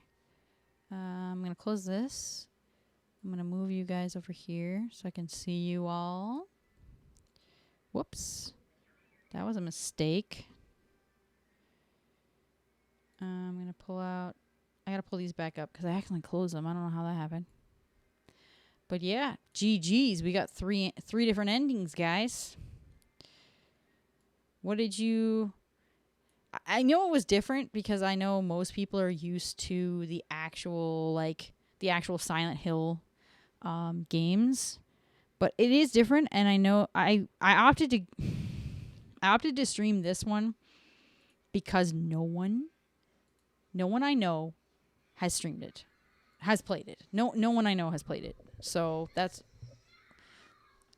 for streaming, I mean. So I was like, you know what? I'm gonna try that. But I never played the play novel version. So it was different. I mean, it's the same game, but just like told in a different way. What? So I'm just gonna put on some music. I'm gonna put on. There we go. My freaking... There we go. It was a lot faster than playing the actual game. It's true. But you also get the story. And that's what I think matters, like especially if you're not very good at those kind of games. I felt like it's actually like really like that way you can experience Silent Hill without having to suck at the game. You know what I mean? I'm okay. Like, I don't think I'm super good at Silent Hill games, but I manage. My freaking sensor. My sensor's being weird. There we go. Anyway. I really wish they would have done it with the second game. I know that the second game has a novel, and so does the third one, but it would have been nice to have, like, a play novel version. But I think the only one that had a play novel version was Game Boy Advance. So. Anyways. Tomorrow night is Okage, and then Sunday we are playing some Warhammer. So I'll be seeing you guys then. Thank you all for joining and watching me get killed by my own car and laugh about it because that was the ending I was not expecting. But I'm wondering if we can get the UFO ending and stuff and the dog ending. I wonder if, well, I think the dog ending and UFO ending are the same ending. But anyways, I digress. I'm hoping we will see those endings. I'll look into it. And then we'll probably revisit this game. But I think I'm going to move on to Dragon Quest IV next Friday. Hopefully we beat Okage like tomorrow, but I doubt. I think we'll beat Okage. Yeah, a lot of people don't get Probably not this next stream. Whoa. I put my hand in front of the camera, so it's freaking out. Not this coming up stream tomorrow, but I think next week. Next week, we'll possibly be done with Okage. But anyway, that was like I'll see you guys it's Friday. tomorrow night. It's Friday. So let's I'm gonna have to shut this music off. Do do do. I like that music, but it's not happening. So I'll see you guys tomorrow. Bye. Why is my other hand not coming out? Come out. Come out to play. There we are. Yeah, there we go. Bye.